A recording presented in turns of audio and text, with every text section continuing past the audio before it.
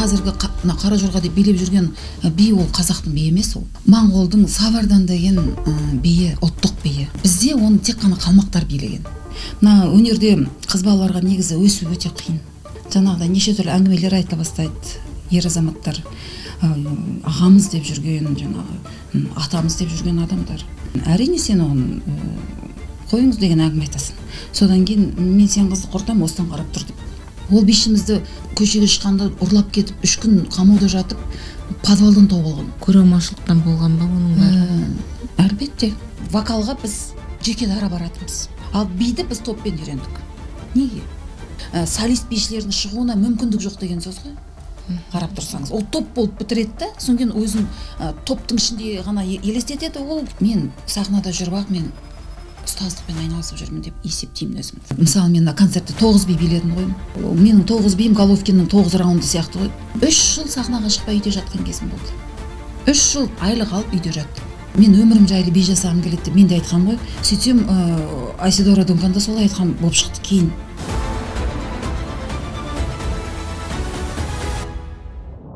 Қайырлы күн, номер 1 подкаст көрермендері. Бүгін біздің студиямызда тағы бір ерекше қонақ, Қазақстанның мәдениет қайраткері, мемлекеттік шапағат медалінің иегері, республикалық халықаралық деңгейдегі байқаулардың жүлдегері, қазақ биінің падишасы Перизат Омарбекова келіп отыр. Студиямызға қош келдіңіз. Қош келдіңіз. Рахмет. Перизат ханым, бүгінгі біздің студиямызға келгеніңізге рахмет. Енді ең алдымен білгіміз келетін сұрақ, ол туған жер, адамның туған топырағы өнерге де әсер етеді. Сіз өзіңіз қай жақтың тумасысыз? Мен киелі Тараз жерінің тумасымын. Тараз қаласында туып өстім. Әке-шешем өнер адамдары. Олар сол Тараз қаласында Тоқпанов атындағы драма театрының актері, актрисалы болып бастаған. Папам енді әкешім дейін, әкешім кейін басшылық қызметтер атқарды, көп уақыт бойы сол театрда. Анам болса сол зейнетке шыққанша сол театрда табан аудармай қызмет етіп, сол жерде ары қарай 13 жыл зейнетте жүріп, әбден сол театрда еңбектер белшесіне сіңген адамдар, әкешем. Оларды мақтанып айта аламын. Тараз қаласында туып өстім. Енді сіз театрда өскен өнерпаз болдыңыз ғой демек. Театрдың жаңағы кулисасының етегінде домалап өстім ғой. Соның да әсері болды ма сіздің осындай тұлға ретінде қалыптасуыңызға? Енді әрине. Жалпы би сізді таңдады ма? Жоқ, сіз биді таңдадыңыз ба? Мен ойлаймын, сол би мен таңдады. Өйткені биді бір қайтсем де мен осы биші боламын, қайтсем де мен осы бидің бір шыңына жетуім керекпін деген сияқты менде ондай арманда, мақсатта болған жоқ негізі. Бірақ өзінен өзі осы тағдыр осылай алып келді мені. Жаңағы әсер ете ме деп айтып жатырсың ғой, әлі сіңілім. Мен енді негізі өнерге мен династия деп қараймын. Өнер деген атаның қанымен, ананың ақ сүтімен дәритін үлкен қасиет. Енді театрда жаңағы менмін деген актерлар, актрисалар ол жерде кереметтей. Енді өнер адамдарының арасында сол театрдың жаңағы үлкен актерларының қолында, мойнында ойнап өстім ғой мен.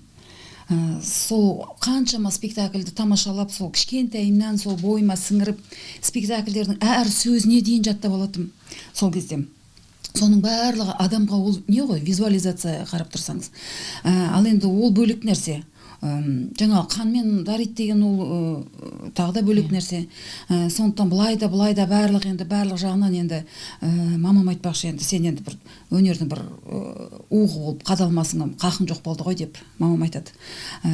Сол секілді енді сол енді театрда өскенімнің арқасында сондай осы жолға келдім деп ойлаймын өзім. Негізі биді қай уақытта бастадыңыз билеуді деген сұраққа мен анамның құрсағында жатқанда бастаған билеуді деп жауап берем ғой. Өйткені ол расында да солай. Енді қазақ биі бұл қазақтың ең бір бағаланбай жатқан саласы деп білеміз. Себебі эстрада ол көрініп жүрген өнерлер бидің артындағы қаншама еңбек, сіз оған дайындығыңыз, формада болуыңыз өзіңіздің, осының бәрі қажырлы еңбек қой. Би өнері өз бағасын алатын кезең қашан болады деп ойлайсыз? Енді бірнеше сұрақ бірден қойылды. Қазір эстрада туралы да жаңағы бидің жаңағы қашан не қылады деген секілді. Енді әрине эстрадамен салыстырғанда бұл ұлттық өнер өзі қазақтың классикасы болып саналады ғой. Классикалық өнер ол әрқашанда қиын болады.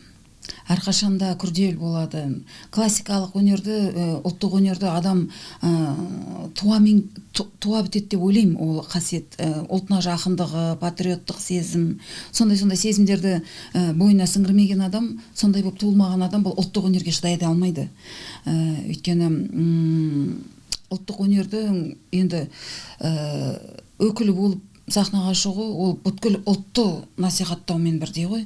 Бүкіл ұлтты сен, ұлттың салтын, дәстүрін, мінез құлқын, жаңағы сахна дегеніміз айна ғой.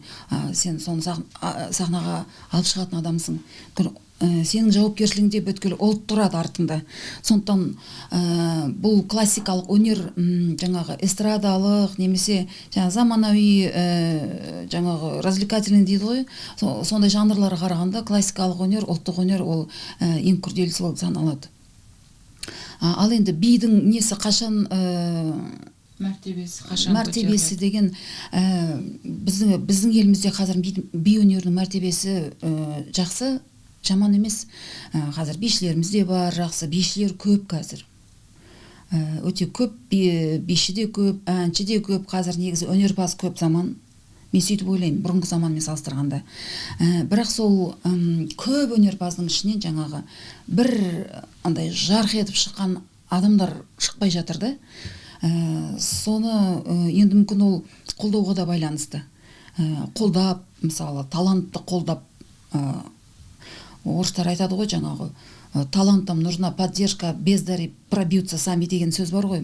Нағыз талантты адамға міндетті түрде ол қолдау қажет.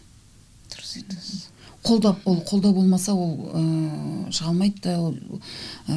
Қаншама талантты қыздарды көрдім, қаншама талантты биші қыздардың билерін тамашаладым, бірақ сол жаңа жас кезінде шығады да, бір-екі биін көрсетті, нағыз бір жақсы биші болайын деп тұр екен деп. Бір кездер жоқ, қарасаң жоқ болып кетеді. Неге? Өйткені қолдау жоқ. Ол концерт беру, танылу деген ол оңай нәрсе емес қой. Жалпы биде емес, барлық салада сондай. Иә, барлық салада сол ғой, иә. Нағыз талантқа. Иә. Қазір енді мына солисттер кішкене қолдау аза болып тұр. Бізде қазір енді мына массовый мероприятие дейді ғой. Жалпылама концерттер, жалпылама шерулер, жаңағы мәдени шерулер, жаңағы сондайлар ғана мемлекеттің қолдауымен өтеді, үлкен қолдаумен өтеді. Ол жақта жаңағы көп адам өнер көрсетеді, жаңағы топ болып өнер көрсетеді, ансамбль болып өнер көрсетеді. Ол жерде жеке дара адам бір ән салу мүмкін, ортасына шығып енді бір билеуі мүмкін бір адам, бірақ ол ешкімнің есінде де қалмайды. Он жалпылама концерт болып саналып кетеді да ол. Сондықтан мына жеке дара таланттарды қолдау бізде қазір кішкене сол ақсап тұр деп ойлаймын енді. Жоғары жақтағыларға енді құлақтарына алтын сырға енді бұл жерде енді айтпаса да болмайды ондай нәрсені. Мен қаншама жерде өзім барлық жерде айтып жүремін негізі бұл мәселені. Бізге солисттерге қолдау қажет. Солисттерді жарқыратып шығару керек. Оларды тек Қазақстанда ғана емес, оларды шетелге де таныту керек. Солисттерімізді. Мысалы, өткенде мысалы көрдіңіздер өздеріңіз, Дженнифер Лопес келіп концерт қойды. Қандай мысалшы, ол артынан қаншама командасы еріп жүр. Қаншама қолдау, қаншама оның барлығы жалғыз өзінің ғана жұмыс емес қой ол. Қаншама мемлекеті тұр артында. Мемлекетінің қолдауы біріншіден, екіншіден өзінің жаңағы несі бар, жаңағы командасы бар, ансамблі бар, биші тобы бар, бүткіл енді шашбауын көтеріп жүрген ана жерде енді бір 100-ге жуық адам бар шығар енді. Міне қолдау деген сол. Ал бізде ондай қолдап жатқан адам, бір жеке дара адамды қолдаған көрдіңіздер ме? Осы міне мен ойлаймын енді осы соңғы біз тәуелсіздігімізді алғалы дейінші енді. Тек Димаш қана шыққан. Онда да ол өзінің несімен, өз жолымен, өзінің бір Қытайға барып баға ашылып кеткен адам. Қарап тұрсаңыз. сол секілді мысалда бізде Қазақстанда енді осындай жеке таланттар, сосын бізде таланттар далада жүр бәрі. Таланттарды мынандай жаңағы өнер ордаларында, мемлекеттік мекемелерде андай қалай сондай адамдар енді жұмыс жасайды көбінде. Нағыз таланттар олар не ол жұмысқа кіре алмайды, кіре алса қолдауды көрмейді. Содан кейін жаңағы талантты адам өзі не болады ғой, мінезді болады ғой, олар шыдай алмайды андай-мандай нелерге. Содан кейін қолын бір сілтеп кетіп қалады. Сондай кішкене анандай бізде енді мүмкін оған да келеміз, жақсылықтар болғай. Оған да міне келе жатырмыз деп ойлаймын негізі. Біз мына осыдан 1-2 жыл бұрын осы бір андай бір болады ғой, бір 100 жылда жаңағы не да 50 жылда 100 жылда ел жаңа жаңағы 50 жылда қазан дей ма, жыл жаңа 100 жылда жыл жаңа жаңа бір ғасырдан кейін 50 жылда бір сондай бір төңкеріске тап болдық та біз қазір. Төңкерістің үстінде тұрмыз қазір сол неде. Қазір жақсы жақтарға шешіліп жатыр деп ойлаймын бұл мәселелердің барлығы. Мына конференциямыз қайтадан қолға алып, ата заңымыз қайтадан жазылып жатыр. Сол жерде мен ойлаймын енді ұлттық өнерге де үлкен сондай өзгерістер, сондай бір жақсы бір заңдар енеді деген сондай өзі. Конституция ғой. Конституцияның заңдарының ішіне сол жаңағы өнер мәселесінде де көп нәрсе өзгереді деп айтылып та жатыр. Құдай қаласа енді бәрі осының барлығы түзеледі деп ойлаймын. Өйткені мен өз басым бишілердің шыққанын күтемін. Бір жарқ етіп біреу шықса екен деп. Мысалы мен өзім де күтемін, мені қолдаған сондай бір үлкен деңгейде. Мысалы өнер адамдарының барлығының арманы, барлық өнер адам соны армандайды. Бірақ жаңағы не істейді енді, мысалы қарап тұрсаңыз, концертін жасау үшін мысалы не істеу керек өнер адам? Өзінің сольный концертін жасау үшін не істейді? Үйін сатып жібере ма, жоқ машинесін, көлігін сатып жібереді ма? Не істейді ол? Ешнәрсе істей алмайды. Содан кейін тастайды да кетеді. Саудаға кетіп қалады, басқа жаққа кетіп қалады, шаршап кетеді, күтеді. Былай жүреді, сонымен не анда не қылмайды, не мында шықпайды, сонымен сондай мәселелер кішкене не қылады ма мені, шынымды айтсам. Өйткені қаншама талантты адамдарды көрдім, бастап соны тастап кеткен. Өте орынды пікір айтып отырсыз. Себебі шын талантты қолдау керек, қорғау керек бір адамдардан, әрине қолдауды күтеді, жайттардан. Сонымен қатар таланттар көңілде қалып кететін сияқты. Көңіл қалып, қолын бір сілтеп. Осы туралы кеңінен айтсаңыз. Нешеме қыздарымыз мысалы, мына биші қыздар, ол жас кезінде билеп жарқ етіп бір көрінеді да, 1-2 биімен. Мен 5-6-ын мысалға келтіріп бере аламын. Соң күйеуге шығаттағы мамандығын тастап кете барады. Әдемі жаңағы түр десе түр бар, би десе би бар қыздарды көрген мен. Бірақ өкінішке орай жаңағыдай мәселелер орын алып жатады.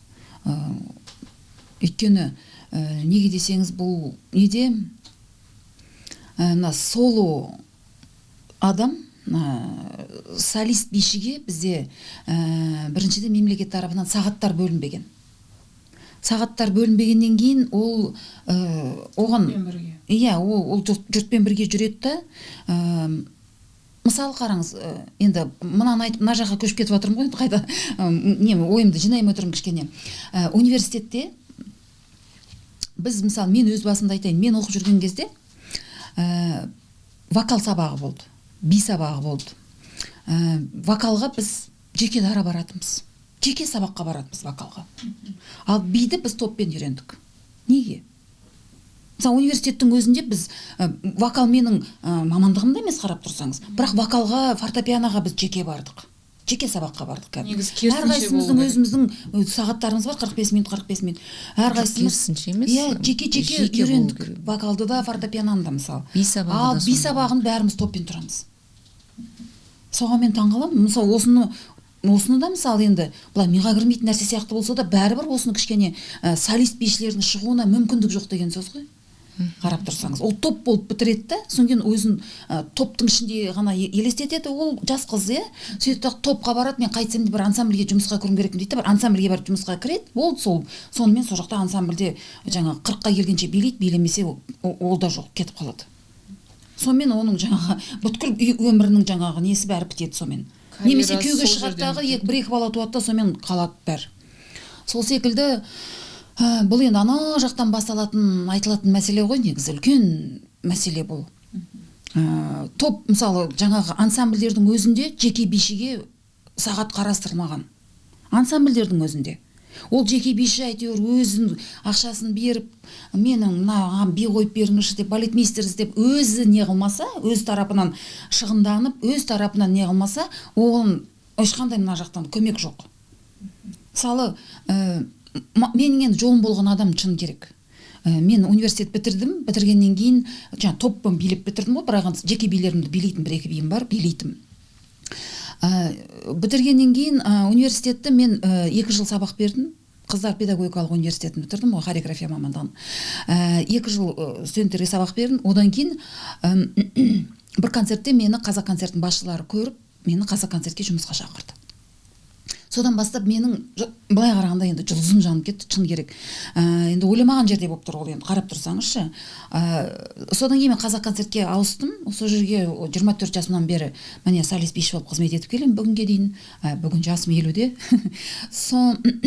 Енді қараңыз, маған жарайды, маған енді жаңағы повезло дейді ғой, енді қарап тұрғандаршы. Ал енді басқа бишілерші. Басқа бишілердің бәріне солист биші деген орын жоқ жерде. Солист биші деген штат жоқ. Штат жоқ деген әңгіме айтады. Солист 20-30 солист әнші бар да бір мекемеде. Бір бишіге, солист бишіге орын жоқ. Сонда онысы мысалы қалай түсінуге болады? Одан әрине бишілер аз болады. Болмайды. Жоқтың қасы болып тұрады, сондай неде, дәрежеде тұрады. Ал енді өнерді үйреніп, оның бір шыңына жету, оны соңына дейін алып бару, ол оңай тірлік емес ол. Ол ентімен құдық қазғандай нәрсе ғой ол. Оны сенің наставнигің болу керек, тәлімгерің болу керек жаныңда. Сен қамшылайтын, күнделікті семен жұмыс істейтін адамың болу керек. Саған балетмейстер келіп, саған үнемі жаңа би қою керек. Костюмің тігуің керек. Костюмің өзі қазір мысалы сахналық костюмдер оңай тұрмайды. Жай мысалы ол талант қыз, бірақ жай простой семьядан, жай семьядан шыққан қыз, ол қай жақтан табады? Ол 500 мың теңге бір костюмына қай жақтан табады ол? Қарап тұрсаңыз, 500 мың теңгеге бір бит қойдыру керек болады, біреуге төлеп мысалы. Бірақ би солай тұрады. Одан кейін тағы да бит, бір 10 би жасау үшін одан қаншама ақша кету керек, өзіңіз санай беріңіз ары қарай. Сонда ол шығу үшін ода ақша бар десек те мысалы миллионердің қызы дейік жарайды. Бірақ жаңағыдай солисттің жаңағы штаты жоқ, несі жоқ деген тағы да мәселелер туындайды. Ешқандай қолдау жоқ. Сахнаға шығуға мүмкіндік жоқ ешқандай ондай адамдарға, ондай нағыз талант қыздарға. Сондай әңгіме ғой енді. Мен енді Қазақконцертке енді 24 жасымнан бері Қазақконцертте қызмет етіп келемін, солист болып. Ол жерде маған жаңағы балетмейстер шақырып би қойдыратын, костюм тігетін, Қазақконцерт тарапынан бәрі, үкімет өзі мені қамтамасыз етті. Оған мен Аллаға шүкір деймін, әрине. Ол мен өзімнің бір нем ғой енді, жолым. Бірақ мен барлығы бір маған жаңағы молғандай болып кетпейді ғой бәріне. Сонау талантты қыздарға қарап мен кейде ойлаймын да, шіркін-ай, мынау қыздарды бір қолдаса, жан-жақтан қолдаса. Қолдау дегенді адамдар түсінбей жатады ғой, сол үшін ашып айтып жатырмын да. Қолдау деген қаншама қыруар қаражат оның астында, қаншама жаңағы не оның астында, еңбек, маңдай тер, ол қолдау дегеніміз ол міндетті түрде оның наставнигі болу керек, тәлімгер болу керек, ұстазы емес, тәлімгер болу керек кәдімгі. Қамшылап соны мен сенен қайтсем де шығарам деп. Физика, би деген физикалық жұмыс қой. Мысалы Головкинді олимпиадаға барған кезде 3-4 бапкер жанында жүреді, бір емес. 3-4 тренер жанына ілесіп жүреді былай. Біреу орамалын көтеріп, біреу мынаусын шынықтырып, біреу қолын, біреу аяғын шынықтырып. Қолдау дегеніміз сол. Мысалы, содан кейінде ол мысалы, мен Головкин маған ешкім керек жоқ демейді ол. Оған міндетті түрде азанда оны тұрғызып, біреу жүр деп жаңағы қамшылап алып барып қинау керек та, ол физикалық жұмыс болғаннан кейін ол солай. Ол бір күн әбден шынығып шаршаған адам екінші күн тұрғысы келмейді. Оны тұрғызып, зорлап тұрғызып апарып, соны жаңағы сол жұмысқа қайта сол неде ұстап тұратын тәлімгер керек та. Әйтпесе ол физикалық, ол мынау мышцы, ол деген сустав, ол мынау сухожилие дейді ғой, сіңірден тұрамыз ғой біз адам балалары. Адам оның бәрі зарастать етіп кетеді, өсіп, ол істей алмай, бір айдан кейін формадан шығып кетесің, болды. Профнегоден болып қаласың. Сондай мысалда мен былай енді бишілердің ананың ішіне бүйтіп айтып жатырмын да, түсінікті болсын деп. Мысалы спорт қой, би дегеніміз ол спорт. Сіз концерттерге дайындалғанда күнделікті барып өзіңізді шынықтырасыз. Концерттерге дайындалған кезде күнде азаннан кешке дейін мен театрда қона жаздаймын ғой сол жерде. Өте оңай емес ол. Үймен сөйлесуді қаласың концертке алдында. Сен келесің, саған ешкім сөйлемейді, үйге келесің, тыныштықта отырып тамағыңды танасында тынығасың жатып, саған ешкім сені мазаламау керек, азанда тұрасың, кетесің, ешкім артық әңгіме айтпау керек, даже морально, психологически сен ол физиканы былай қойғанда сондай үлкен неде жүресің концерттің алдында, енді бір темір сияқты, танк сияқты болып кетесің ғой, бір сөзбен айтқанда.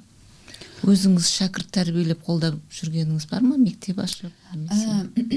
Мен шәкірт тәрбиеледім, мен 100-ге жуық шәкірт тәрбиеледім. Менің мектебім Омарбекова Дэнс деген жеке мектеп ашқан болатым. Ол 8 жыл қызмет ашық тұрды.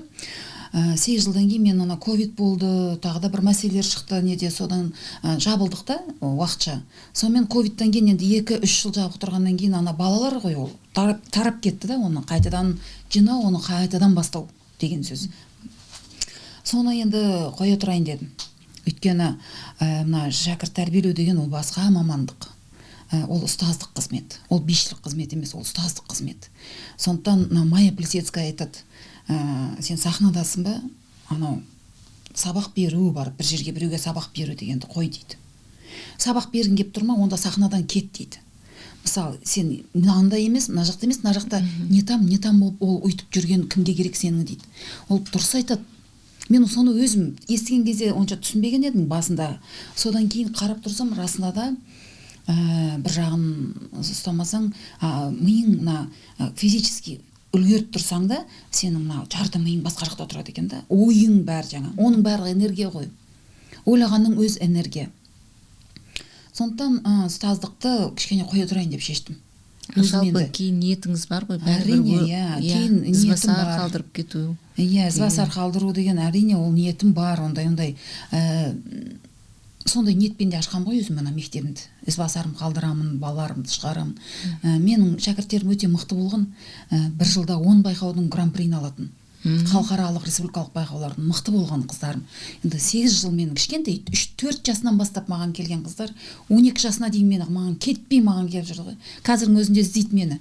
Биге барғымыз келеді деп жаңағы хабарласып жылаған смайликтерді беріп сөйтеді қыздарым. Сағындық сізді, Перизат Асанды қайтадан барғымыз келеді. Уже бойжетіп кеткен қыздар ғой енді. Мен айтам, ой жандерім, мен қазір енді бермеймін, басқа билерге барып қатыса беріңдер, биші болғыларың келсе. Жоқ, мен сізге барғымыз келеді, біз басқа ешкімге барғымыз келмейді дейді.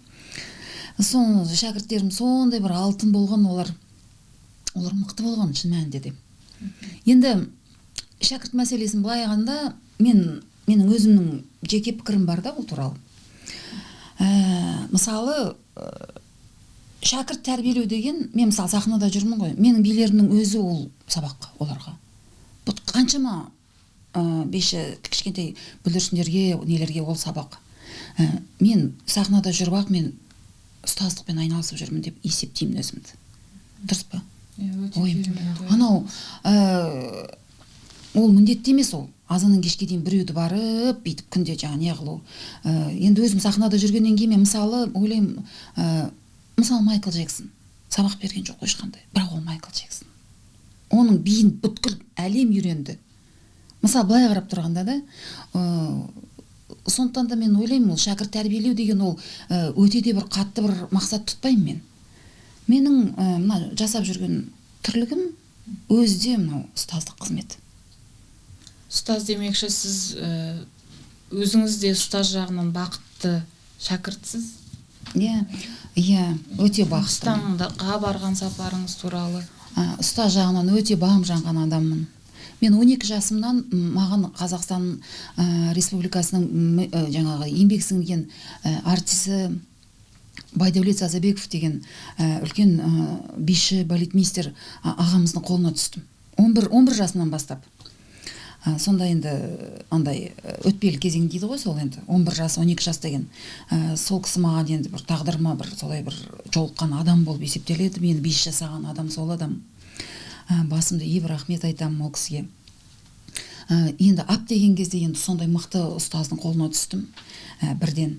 Одан кейін ол кісінің қолында жаңа мектеп бітіргенше биледім. Айша Биба би ансамблінің тұңғыш солисті болдым Тараз қаласындағы.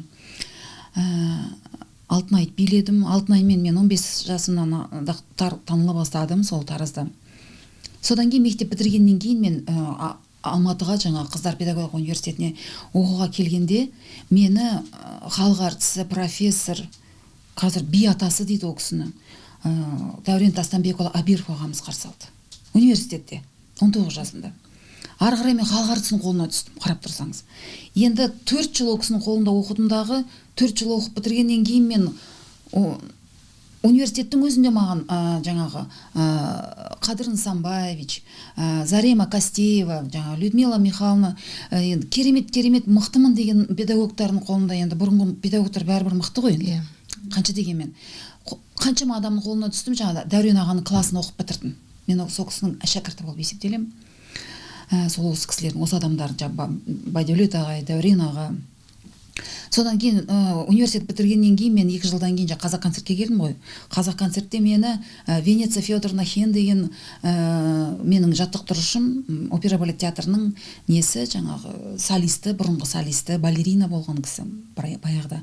Ол кісі Гүлжан Талпақова, жаңағы үлкен бишілердің, жаңағы Нұрсұлтан Апалова, солардың да несі болған, жаттықтырушы болған адам ғой. Сол кісінің қолына барып түстім.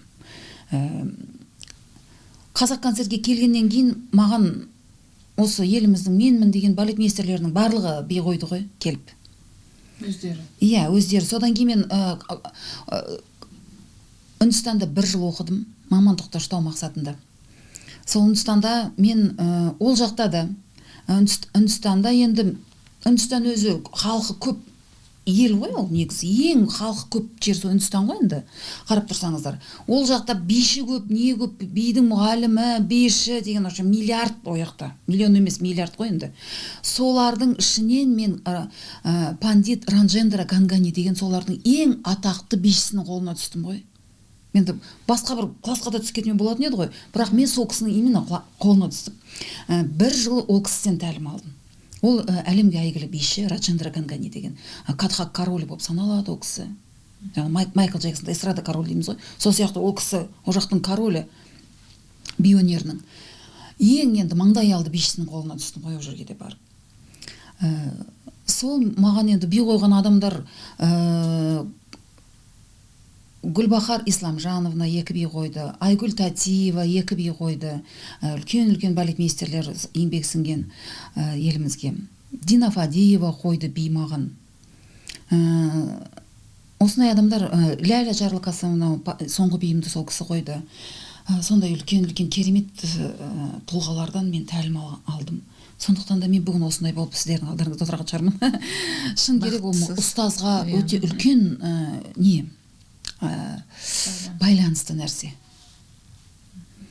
Енді би, сіз осындай ұстаздардан тәлім алғаннан кейін өзіңіз де би қоя бастадыңыз.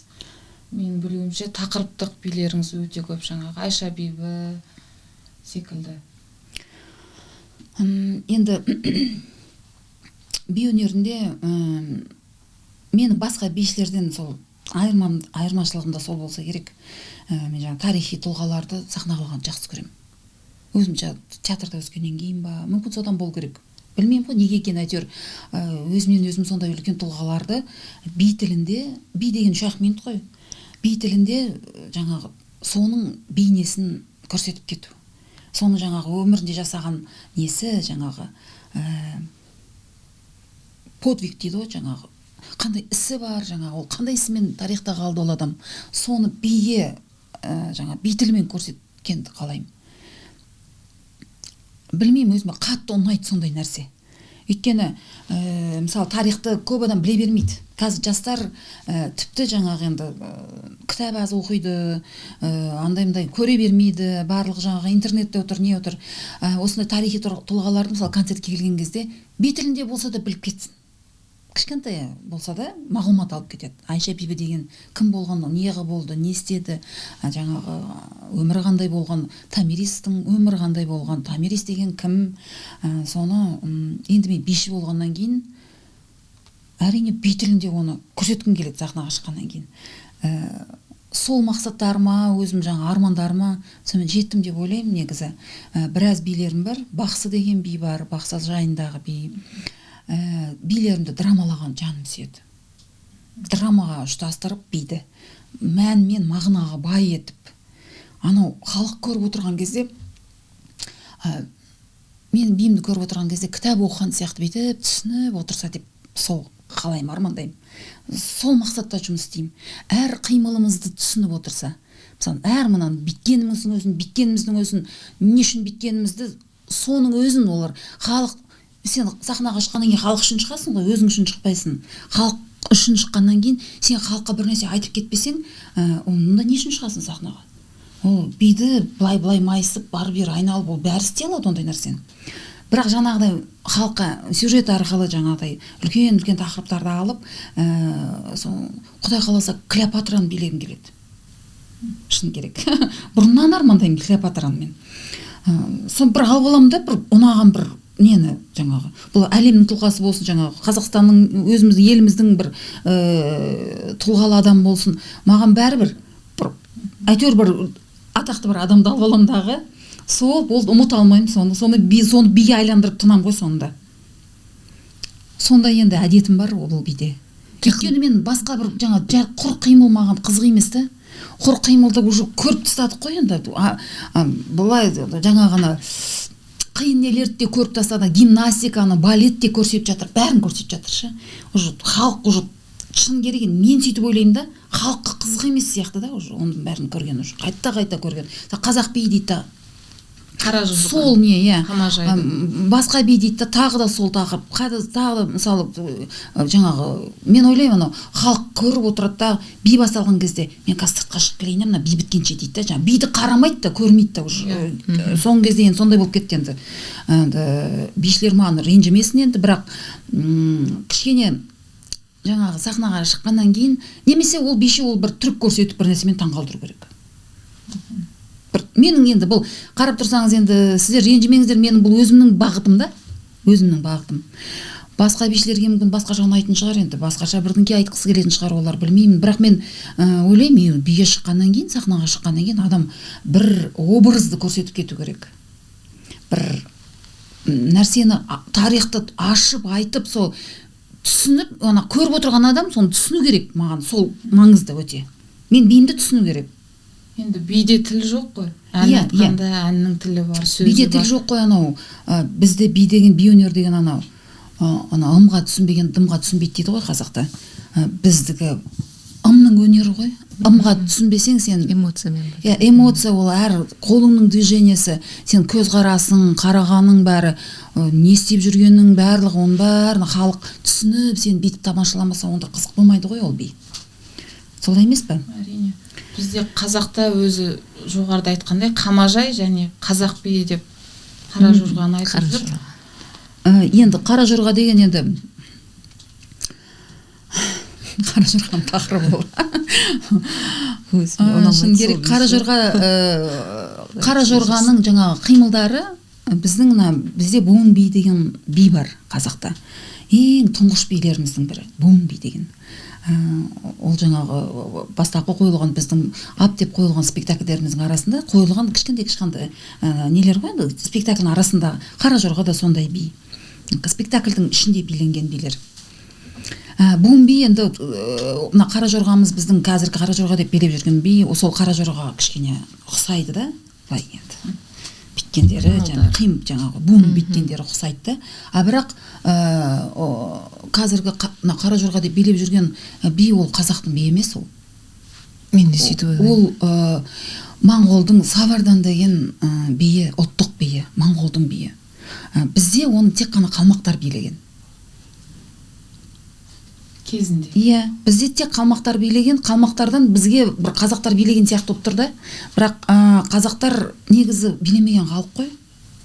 Енді мен өстіп айтсам, енді бәрі маған енді тағы да енді жаңағында сен бишісің, неге өйтіп айтасың деген сияқты шығады да, бірақ біз шындыққа тіке қарай білуіміз керекпіз. Біз енді өзбектер де билемеген, мысалы. Би деген кейіннен қосылған өнер бізге.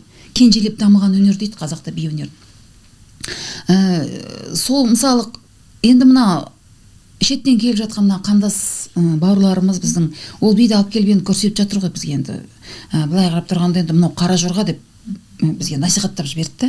Сонымен енді біз деп айтқанмен біздің даусымызды ешкім естімеді ол кезде. Мен мысалы келгеннен білемін ол бидің ешқандай да қазақтың би емес екенін. Ол кәдімгі моңғолдың ұлттық биі. Жаңағы енді өте де бір енді бір ол биге бір өте де бір қарсы емеспін мен. Енді оны жаңағы той-томалақта, дене қыздыруға, сондайға пайдалануға болатын шығар, бір зарядка сияқты. Жалпы ұлттық би деп билейтін би. Ал ұлттық би біріншіден ол қимылдары біздің қимылдар емес. Сосын екіншіден оның жаңағы бишінің ішкі экспрессиясы болады. Манера жаңағы. Манера дейді ғой, келбеті, бишінің келбеті. Биші деген ол ұлттық биін билейтін бишіміз ол целый жаңағы тұтас бір ұлттың мәдениетін көрсететін адам ғой, би арқылы. Ол жерде ешқандай да қазақтың бір несі жоқ.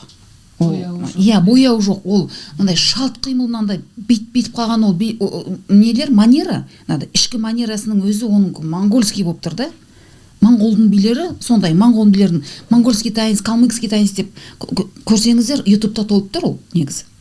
Оны сол жерден ақтайлы салуға болады. Мен де Фейсбукта өзім бөлісіп отырам, кейде көрсетіп отырам қалмақтардың несінен жаңағы. Олардың мінезіне байланысты деп тұрсыз ғой, қазақтар ондай. Иә, жаңағы бидің экспрессия. Қазақтың қыздары деген мүлдем басқаша болады олардың нелері.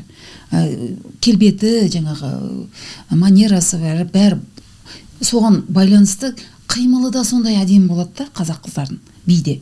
Ал енді мынау неде өте жаңағы екі төсін жаңа жұлып жеп, екі иығын не қылып енді қазақтар енді ешқашан ондай болмаған. Болмаған ондай қазақ қыздарының мінез құлқы ондай емес. Қазақтар әлімсақта мұсылман халық қой.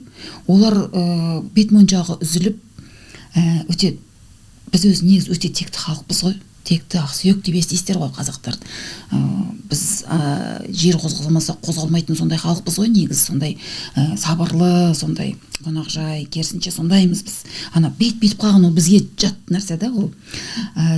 Біз жаңағы шолпымыздың сыңғырында естіртпей жаңағы киіз үйге жаңағы бөтен ауылдан еркектер келсе көрсетпей жаңағы бетінде көрсетпей жас қыздар, күйеуге шықпаған қыздар, ойбай мына үйдің жас қызы бар екен деп көріп қоймасын деп шолпысын қолмен ұстап сыңғырлатпай аяғын ұшымен жүріп, ер адамға бөтен еркекке бүйтіп көзіне тіке қарауға да батпаған, әдепсіздік саналған бізде қазақта. Ол біздің мінез құлқымыз жаңағы бүткіл неміздің бәрі басқаша мүлдем. Біздің жаңағы оның үстіне біздің жаңағы мұсылмандығымыз бар. Оның барлығын былай алған кезде енді мына биді мен келгеннен бастап мен қабылдай алмадым шын керек қазақ би деп. Менде де сондай. Қара жорған менде би деп қабылдай алмадым шын айтқанда. Оны енді бәріміз енді осы жақтың қазақтар айтып жатырмыз ғой, енді білетіндер, оқитындар, анау жаңағы қалай айтса болады енді үлкен сананың, үлкен мәдениеттің адамдарының олар барлығы көріп біліп отыр оның барлығын негізі. Бұл менің ғана пікірім емес, бұл қаншама жұрттың пікірі. Мен өзім мысалы Фейсбук парақшасында, Фейсбукта көп отырам, сонда жаңағы өзім жаңа неге кіріп кеттім, байқамай жаңағы Монғолияның парақшасына кіріп кеттім. Деп мынау жақсы парақша екен деп қарап отырмын. Бір кезде жаңағы өздерінің сабардан билеп жатыр олар жаңағы. Тура жаңағы біз мына қазіргі біздің қазақ қыздарымыз сол моңғольский жаңағы костюмның орнына қазақ көлігін киіп алып ұрыжы ғой енді былайша айтқанда ше. Ана жақта енді моңғолдың билерін салғанда сөйтсе бұл біздің биіміз ғой, біздің неміз ғой деп жазып жатыр да, ана жақта моңғолдар жазып жатыр. Это же наш танец, казахи украли этот плагиатчики деп мысалы қаншама комментарий оқыдым мен сол жерде. Шынымды айтсам намыстандым бар ғой мен. Біз не деген бір ерме халықпыз депші. Ана батысқа бір еліктедік, орыстарға бір еліктедік. Енді моңғолға еліктей бастадық па деп мен күйдім, шын керек бар ғой. Енді өзіміздің немізді кішкене не дәлгі адал болып өзіміздің өнерімізге, тілімізге, мәдениетімізге, салт дәстүрімізге адал болып қалуымыз керекпіз ғой біз. Біз қазақпыз ба? Біз тұруымыз керекпіз сол қазақтығымызда. Анау кеп бір нәрсе көрсетсе, деп беріп кетеміз. Мынау кеп бірін кетесе, солай екен ғой дейміз. Біз кішкене андай ақаулық бар бізде негізі. Біз анау қазір айтып отырмын, біз ақсүйек халықпыз деп ше. Біз сондай аппақ халықпыз ше. Әр нәрсені жұқтырып аламыз ше, біз андай. Дейміз де бір өзіміз керемет халықпыз, шын керек бар ғой, қазағым аман болсын. Анау бірдеңке десе, дейміз де сеніп қаламыз ше. Оны ана орыстарға мысалы осы жақта туып өскен бір орыс қыз Қазақстанда. Орыстарға барып, хороводын, орыстың хороводын, хоровод не так танцуется, а вот так танцуется. Я вам покажу, как танцевать хоровод деп көрсетсінші, ол орыстар қуып жібереді қайтадан оны Қазақстанға келген жағын кете беріш деп. Мысалы, соны біз өте неміз да, өте сондай неміз, еліктегіш халықпыз. Еліктегіш емес, мен ерме деп айтайыншы, ермелік қасиет бар бізде. Ерік кетеміз. Түбіне барма, елегіден өткізбей кішкене ше.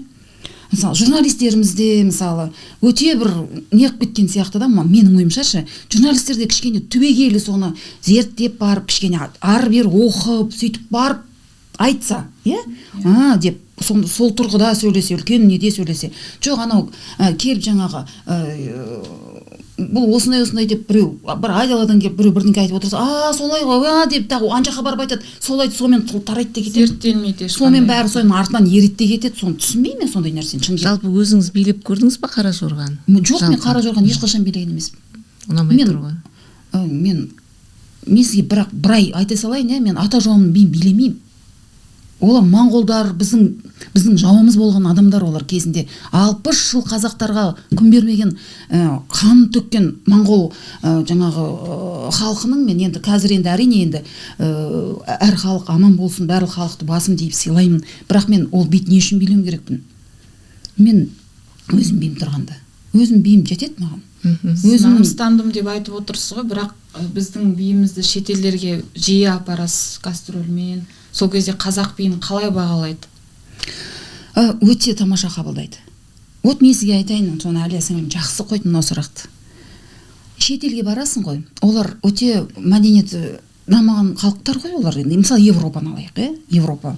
Олар мысалы бишілер келіп отырса, сенің биіңді көруге. Европаның бишілері. Олар сен қазақтың таза биін көрсетсең, олар деп соны мынау біз көрмеген бір нәрсе деп бірден олар баға береді. Мынау көрмеген біздің нәрсеміз ғой мынау деп ше, мынау расында да мына қазақ халқы осылай екен ғой би деп тамашалайды. Қазір мысалы қазақ халқын биін неше түрлі неге салып қазір не қылып жібердік та, будандастырып жібердік басқа халықтармен биді. Будандастырып орындаған кезде қарап отырады да олар айтады, мынау моңғольский что ли танец дейді. Мысалы киімдеріне қарап та айта салады, мысалы ше, что-то не по-казахски одет деп ше, например ше, мынау анау моңғолдарда өсіп билеуші еді ғой дейді бір-біріне, мысалы ше. Олар танып отыр. Танып қояды ғой оны ше. Мысалы қазір қазақ биін балетпен де будандастырып жатыр. Балет қосып, через балет не билеп жатыр да қазақтың биін енді. Мүмкін ондай да нелер болу керек шығар енді, өзінше енді бір стилизациялар ғой, қазақ биінің стилизациялары. Ондай да болу керек әрине. Андай эксперимент не үшін да. Бірақ сіз сол жаңағы балетпен араласқан қазақ биін бар сол жерге көрсетіңізші, шетелдіктер таң қалмайды одан. Өйткені олар балеттің иісін сезіп отырады да, балеттің қимылдарын олар уже анау несінен ақ біліп отырады. Таза қазақтың қимылдарымен таза қазақы стильде орындасаң, олар тұрып басын иеді. Өйткені олар қазақтар емес қой. Әркімнің биін деп арзын елесіп кете берді. мен өзім енді талай жерде енді куә болдым ғой, енді талай жерде енді Францияда биледім, қазақ биін бүткіл Европада биледім мен. Венгрияда, Чехия, Словакия, бүткіл және Испанияда, Токиоға дейін барып биледім. Бір жыл Индияда билеумен болдым, үндістер таңғалумен болды әбден қазақ биіне. Енді Францияда енді тұрып енді қошемет етті биімнен кейін менің. Мен сол енді моментті мен ешқашан ұмытпаймын, ол менің мақтаныш мен үшін. Шын керек. Бір өзімнің бір жаңа қойылған арманыма бір жеткен күн ба деп ойлаймын да сол күнді. Шүкір Аллаға ондай күнді көрген нәсіп еткен. Бірақ олар сол кезде сол қазақтың таза биіне баға берді деп ойлаймын мен. Өнерге баға берді. Сол үлкен овациямен қол соқты, қайта сахнаға шығып. Бір кезде поклон беріп бүйтіп тұрсам, тұрып тұр ғой бәрі. Тұрып жапалақтап тұр бәрі. Жібермейді сахнадан. Сондай күнді де көрдім. Француздар ғой енді ол. Бидің шыққан отаны ғой енді ол, енді би өнерінің шыққан жер. Мен ойлаймын, солар сол моментте жаңағы қазақтың таза биін көрді да, олар сол тұрғыда баға берді. Таза нәрсені көрсеткен кезде, әр кезде оригинально неғып кетесің ғой, бір сезіледі бір нәрсе. Мысалы біз қазір қарап отырамыздағы әртүрлі мысалы билерді көріп жатырмыз. Мысалы Шарапан биін көрсеткен кезде оқ деп қаламыз ғой бәріміз. Мынау бір необычно сияқты тұрады да, уже біз ұмытылып баратыр да оның несі кішкене. Қадірі жоқ. Иә, бірақ ап деп көрсеткен кезде оқ деп қаламыз, өйткені біз таза қазақтың жаңағы несін көреміз ғой, не деп айтсам болады? Бейнесін, қазақ қызының бейнесін, болмысын дұрыс айтасыз, көреміз сол моментте. Содан біз Шарапан биін көрген кезде бір шөлдеп келіп бір соқсы өшкен сияқты бір сезімде боламыз да.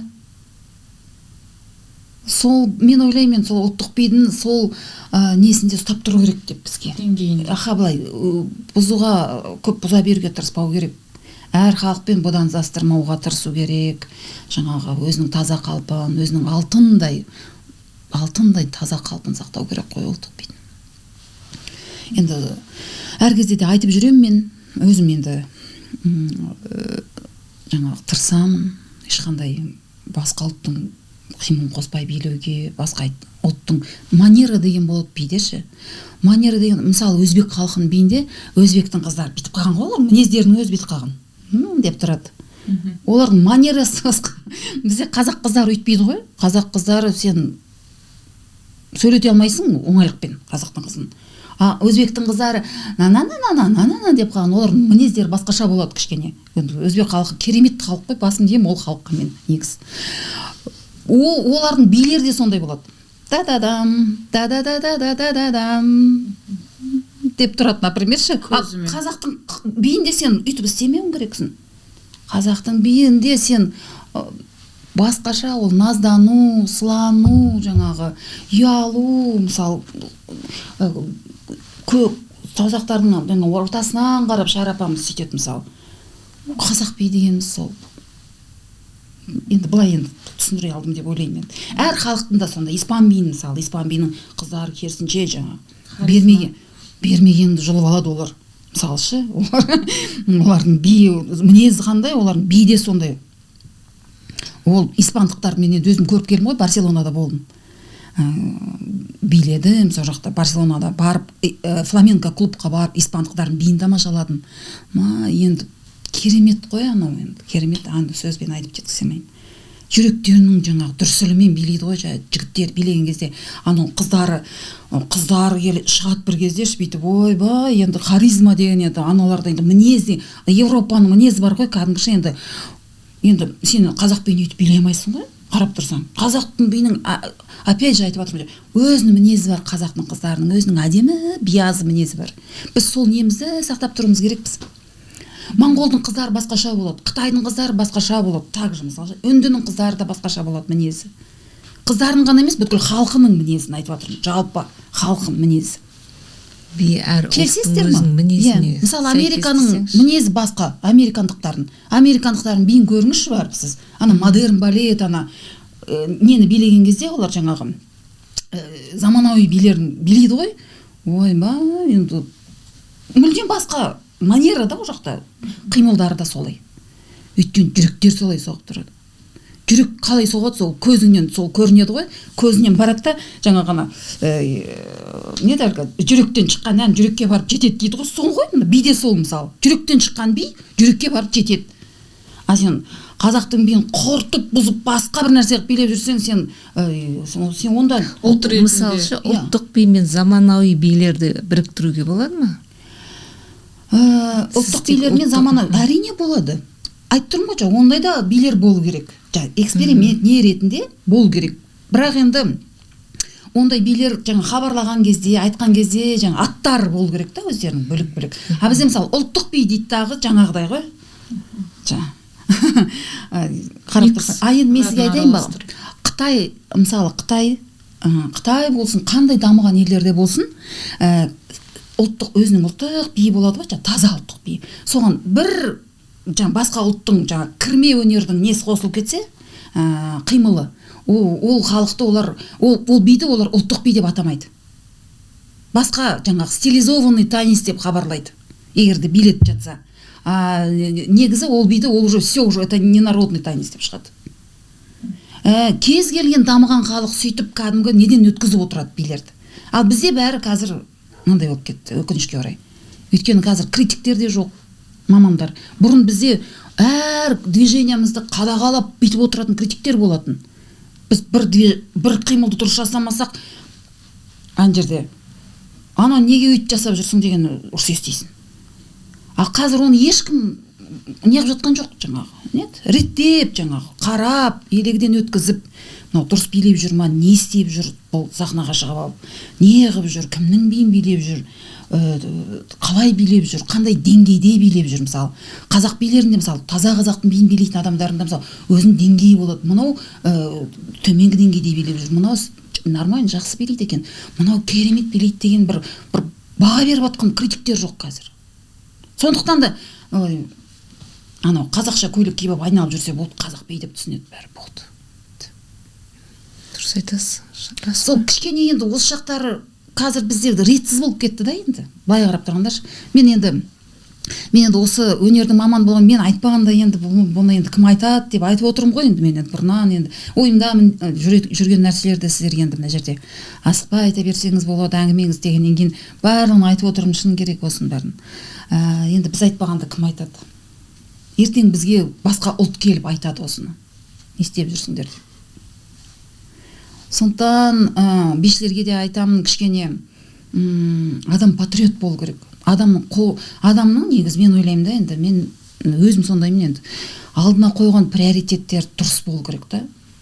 Қазақ па, қазақ екенін мойындап, қабылдап, өзін қазақ ретінде қабылдап, қазағыма ешкім тимесін деп сондай патриот болу керек қой. Қазағыма ешкім, мысалы осы қара жорғаны қандастарымыз әкеліп көріскен кезде біз қабылдай алмадық қой онша. Деп бүткіл жұрт неғып кетті дағы, мына жақта қырғыздар жабысты. Бұл сендердің емес, бұл біздің би деп олар қырылған жақта бәрі. Қырғыздар бұл біздің би деп шықты, қазақтар біздің би деп шықты, анау моңғол вообще сендердің би емес, ол біздің би деп шықты. Сонымен білмейсің да, анау кімнің би екенін ше. Содан кейін мен сізге айтайын ба, бірақ өзбектер былқ еткен жоқ. Өздерінің биі бар ғой ана биге. Олардың өздерінің билері жетеді. Олар өздерінің билерін біледі. Бір адамды оны не жолатпайды да, сен бір ауыз сөз айтып көр, сен сөйлетпейді да сен. Өзбектер мықты болады бұндайға. Біздің ол жағынан өзбектерден үлгі алуымыз керек. Неге біз жапа-тармағай біреудің биіне жабысып кеттік дағы? Өзбектер өзінің биінде қалды. Өзбек, ұйғыр халықтар мысалы ше. Ол жақтырып та қараған жоқ қара жорғаңды. Қара жорға да емес қой ол. Негізі қара жорға деген би жорға жайлы би. Жаңа спектакльде оны тек қана еркектер билеген. Ер адамдар билеген. Жорға ат бар ғой. Жорға атты білесіздер ме?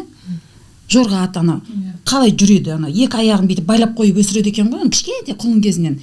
Мына екі аяғын байлап қойды, мына екі аяғын байлап қойды. Сонда ол екі аяғын бірдей бүйтіп жүріп үйренеді екен да. Негізі ат деген былай төрт аяғын былай жүреді ғой.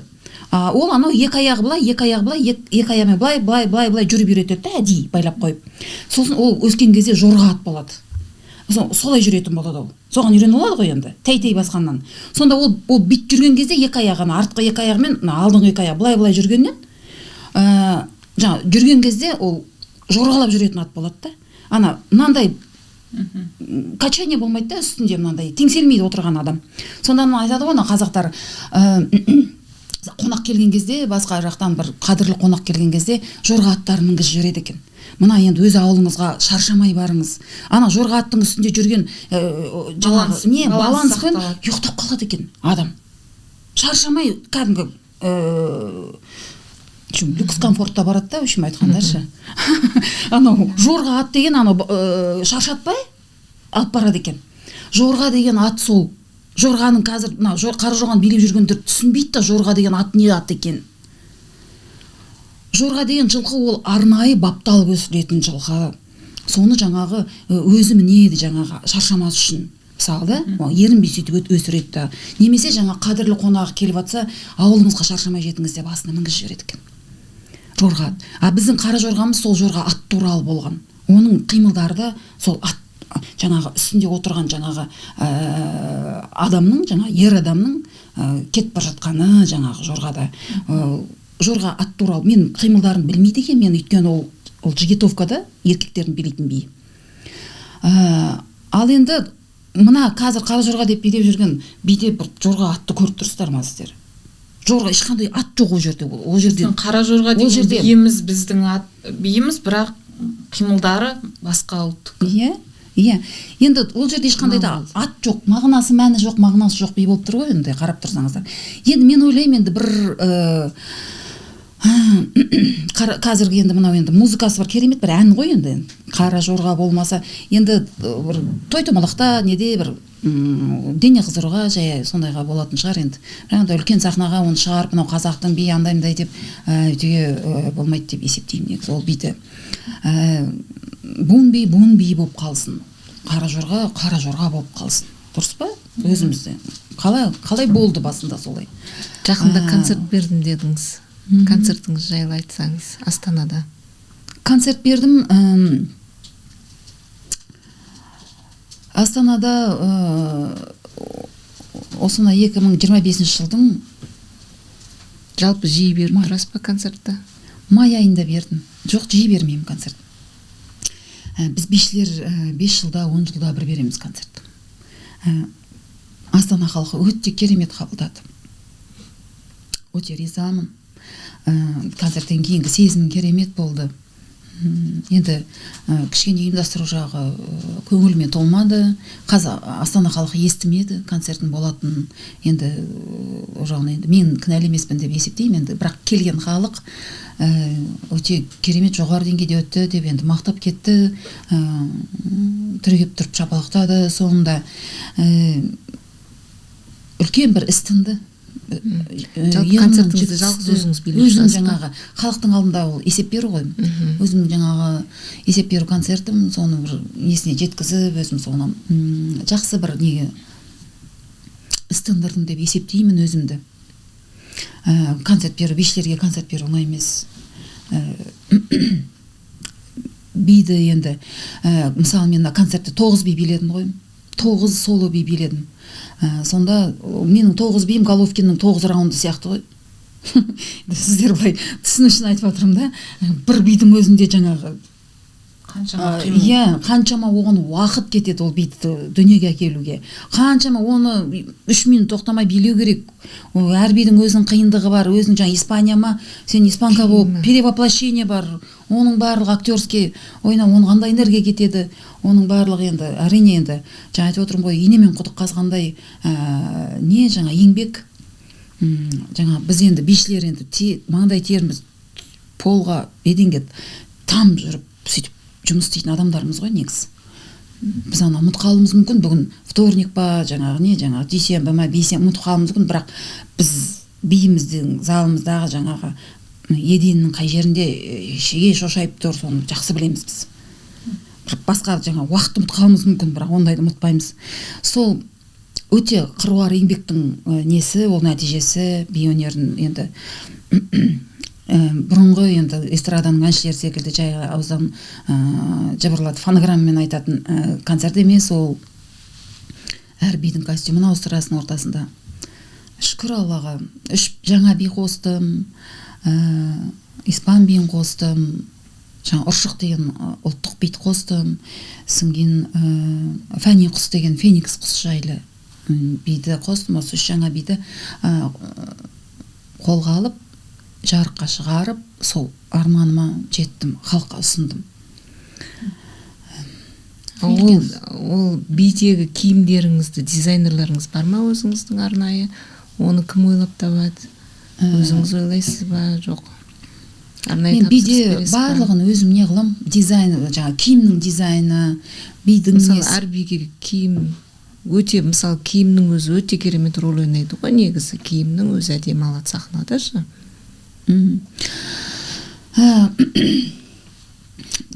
Киімнің дизайнын көбінесе өзім жасаймын, бірақ кейде дизайнерлердің несіне жүгінемін. Оларда енді үлкен нелері, неше түрлі суреттерді көрсетеді, ішінен таңдаймын кейде. Бірақ енді өзіме қалай ұнайды, солай шығарамын киімдерді. Киімнің де мысалы несі өте үлкен талғамен болу керек. Испан халқыма ол басқа халықтың костюміне ұқсап кетпеу керек деген сияқты. Сондай өте үлкен жоғары киімнің түсінің өзі бидің атына лайық болып тұру керек. Оның барлығы үлкен, енді үлкен тұрғыда жасалып, халыққа сол өзінің дұрыс жағымен ұсынылмаса, ол бәрібір өзінің дұрыс бағасын алмайды. Иә. Ол туынды бір жер кем болып көрініп тұрады. Жаңағы феникс туралы биіңіздің мағынасын айтып берсеңіз. Енді феникс мен мынау жасқа келген кезде бір күні отырдым, құсты билегім келді өзімнен өзім. Бір құс, неге осымен құстың биі жоқ менде деп ше. Содан отырдым, қандай құсты билесем екен. Өйткені программама разнообразие керек болды да, әртүрлі тақырыпта болған дұрыс қой, енді халыққа қызық болу керек. Содан алдымда қандай құсты билесем екен деп. Аққу ма? Жоқ, мен аққу билемеймін. Өте ескірген тақырып, кім билемеш, бәрі билейді, бәрі аққу ғой бізде. Сол аққуды бұрыннан өзім не қылмайтым ше, осы аққу деймін. Енді қандай биді? Жаңа павлин деді, павлин де менің құсым емес сияқты да. Ол бір адамның тотемі сияқты бір нәрсе екен. Ана табиғатпен байланысты нәрсе болғаннан кейін ше. Содан кейін ойланып отырдым да, өзімен өзім жаңа бақыт құсы туралы бір сказочный бір жаңа ертек сияқты бір құсты билейінші деп ойладым өзімен өзім. Сондай бір ертек секілді бір сондай бір әдемі бір аты жоқ бір құстар болады ғой, бір әдемі бір ертек сияқты, ертек көріп отқан сияқты болу керек адамдар. Дедім да содан кейін, бұл феникс қой деп мен. Содан кейін барып аты да есіме келді қызыққа. О, фениксті жаңағы зерттеп оқи бастадым. Ол қандай құс болған, не болған, қалай болған. Сөйтіп осы фениксқа тоқтадым, өйткені феникстің маған өте ұқсайды екен. Жаңағы манера деп отырмыз ғой, характері бәрі. Мінезі, несі, жаңағы енді мінезі деп былай айтып отырмын ғой, просто жаңағы қалай айтсам болады. Феникстің феникс деген ол өзінің отынан қайтадан тірілетін, өртеніп барып қайта жанатын. Феникс құсы жаңағы өлмейтін құс екен ғой. Оны қанша өлтіріп жатсаң да өлмейтін, соны мен болса маған ұқсайды ғой сол жағы. Феникс өзі жаңағы бір уақыты келген кезде өзін барып күнге апарады екен да, өзін өзі жағып өлтіреді екен. Сөйтіп жанып кетеді екен да, күл болып бүйтіп түседі екен да, соны күлден қайтадан тіріледі екен. Сондай өлмейтін құс екен. Мынау мен ғой дедім ғой. Сосын алып сол фениксқа кірістім. Сосын оның музыкасы да жаңағы өзім жаңағы Сұлтан Сүлейман жайлы жаңағы Великолепный век сериалын өте сүйіп көрем өзім. 7 рет, 8 рет көріп тастадым сол бір сериалды. Әлде көрем ғой. Сол музыкалары өте ұнайды ғой. Музыкалары, жаңағы киімдері, олардың ойындары. Сол музыкаға өте ғашық болғам. Сол музыкаға билеп тындым ғой ақырында. Бір сөзбен айтқанда. Сол фениксті алайын дедім да, тақырыпты бірінші. Сен оған музыка іздедім, таппай қойдым. Сөйттім дағы, ана музыканы алдымдағы соған болды, мен осыған билеймін дедім ғой. Сөйтіп сол би енді халыққа ұсынылды. Енді білмеймін, енді қандай неде болған, енді халық берер оған бағасын. Алматыда ше. Би деген осылай туындайды. ауырып жүресің бір жаңағы. Алматыда концерт беретін ойыңыз бар ма? Алматыда концерт беретін ойымда бар. Бұйырса Құдай қаласа жоспарда тұр. Көргім келіп отыр кәдімгідей. Сіз айтқан сайын. Алдымен шын айтсам биге қатты мән бермейді екенмін. Сіз айтқан екен ойланып отырмын. Рас қой, жаңағыдай бима қимылдап кетсе өзге болды, билеп кетті. Одан кейін жаңағыдай бишілер шығып атса, жаңағы той томалаққа барғанда шын бишілер шықты, сыртқа шығып келейік деген сияқты. Сондай ғой бізде де шын, сіз айтқандай. Мойындайсыз ғой, сол ғой, енді мен шындықты айтып отырмын. Қайда болсақ та, неде болсақ та енді қорықпай шындықты айтып, бәріне әділ қарайтын енді сондай бір қазақтың несі, ой санасы сондайға жеттік деп есептеймін енді. Енді деп жасырып анау естіп қояды, бүйтіп қояды деген неден кішкене біз андай құлдық сана дейді ғой, арабская психология, содан біз арылуымыз керекпіз, сондай нәрседен шығуымыз керек бізге. Бізге шындыққа тіке қарап, кәдімгі осылай ма, осылай, қалай, былай емес қой, былай деп айтып отыра беру керек. Ол кімнен қорқасың, ол сен? Әркімнің өзінің ойы болады, әркімнің өзінің жолы болады, әркімнің өзінің жаңағы металгі. Білмеймін, кімнен қорқасыңдар деймін, айтамын да елдерге ше, айтпайсыңдар ма? Ой, анау бүйткенде бірдеме деп қалады, сөйлемей қалады да кейбір жерде адамдар кейде. Мен айтам, аттарын атап тұрып айтсаңдаршы кімдер екен деп ше. Солай шын керек бар ғой, сондайды ұнатпаймын өзім ше, сондай сезген жерде мен бірден бұрыламда кетіп қалам ше. Ұнамайды сондай. Өнердің арасында көп болады осындай. Аяқтан шалу, бір-бірін көре алмаушылық, аяқтан шалу деген енді өнер адамның барлығы өтеді ондайдан. Өнер адамның бәрі болғанда да жаңа ішіндегі енді нағыз өнерлері шығуға бермейді ғой жаңа. Құртады, одан қалса қудалайды, құртқанымен қоймай. Сонымен жаңағы соңында енді мен енді шын керек талайынан өттім осы нәрсенің, қаншама нәрседен өттім. Қазір бірақ ойлаймын, оның барлығын Алла тағала маған өсу үшін берген екен деп. Өсу үшін ол жаңағы сынақ бәрі. Точка не деуші еді жаңағы бір жақсылықтың басталу нүктесі ол. Нүкте деп жаңағы болды осымен бітті деп мен кетіп қалған жоқпын. Ары қарай мән бермей жүре бердім, шын керек оның бәріне.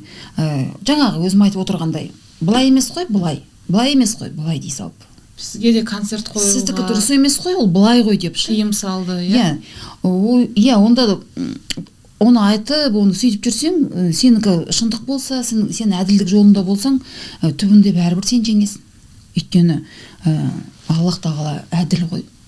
Әділ деген есімі бар Алланың. Алла тағала барын өзінің орнына әдемілеп тұрып қояды ғой. Мен мысалы осыдан бір 15 жыл бұрын сені құртам, осыдан қарап тұр деген адамдар өздері қалай құрып кеткендерін өздері білмей қалды. Шын керек. Міне мен өзім жүрген жерімде жүрмін бәрібір. Қарап тұрсаңыздар. Жұмыстан шығып кетіп, осы жұмыссыз-ақ тек өмір сүрем деп кетіп қалған кездерімде болған менің.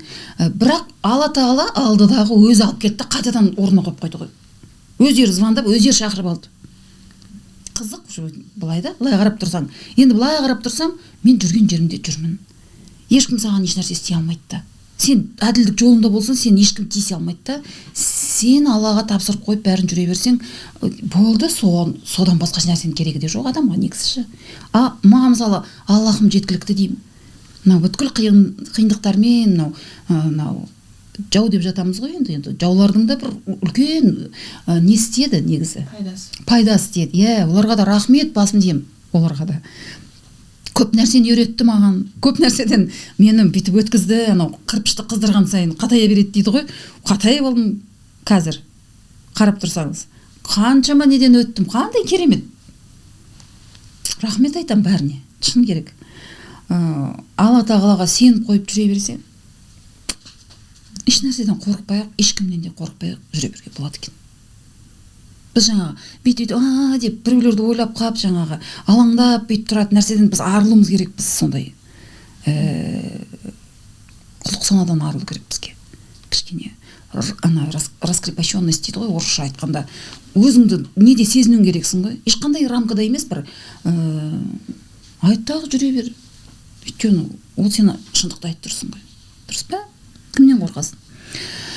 Сол әрине енді кезінде оңай болмады, үлкен депрессияға мені түсірген кездерде болды. Шығармашылық кризистер болды ма?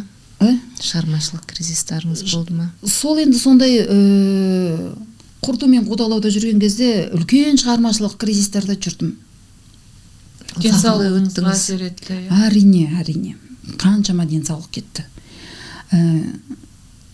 Денсаулық демекші, скорый шақырып та аман қалған кезім болды. Өте үлкен депрессиялық. Қалай өттіңіз сол дағдарыстан? Енді жаңа айтып отырмын ғой, бір Аллаға тапсырам да жүре берем. Болды. Бір кезде қарасаң, өзімен өзі шешіліп жатады анау істің бәрі. Шын айтып отырмын мен. Мен бір байдың қызы емеспін, мен бір әкем, көкем жоқ, жоғары жақта бір отырған, бір мені бір бүйтіп, бір ақшамен шешіп жүрген ондай адам емес. Мен қарапайым адаммын. Қарапайым жаңағы өнер адамдарының семьясынан шыққанмын. Аламдағы, бірақ мен айтатын жерде айтам, жазамын, айтамын, сөйтем дағы жүре берем. Болды. Күйзеліске түспейсіз? Үлкен күйзеліске түскен кезім болды. Мына біздің бывший министр апайымыз бар ғой, сол кісі біздің директорымыз болды Қазақконцертте кезінде.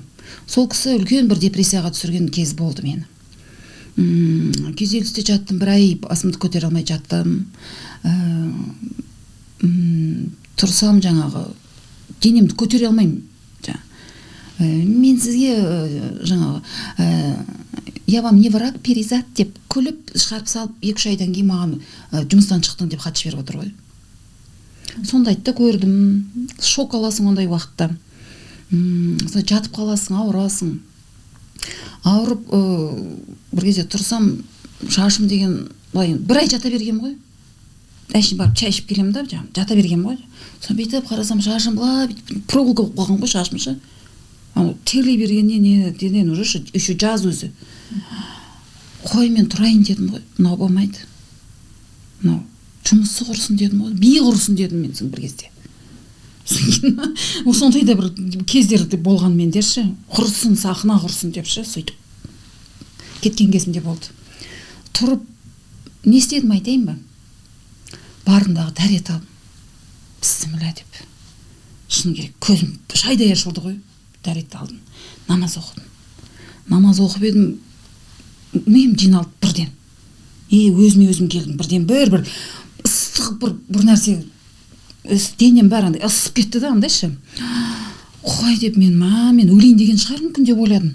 Сұмдық қой мынау деген, енді биде бөлем ба құрсын деп ойладым, енді ішімнен енді. Тұрайын мен балаларым тамақ істейін. Деп.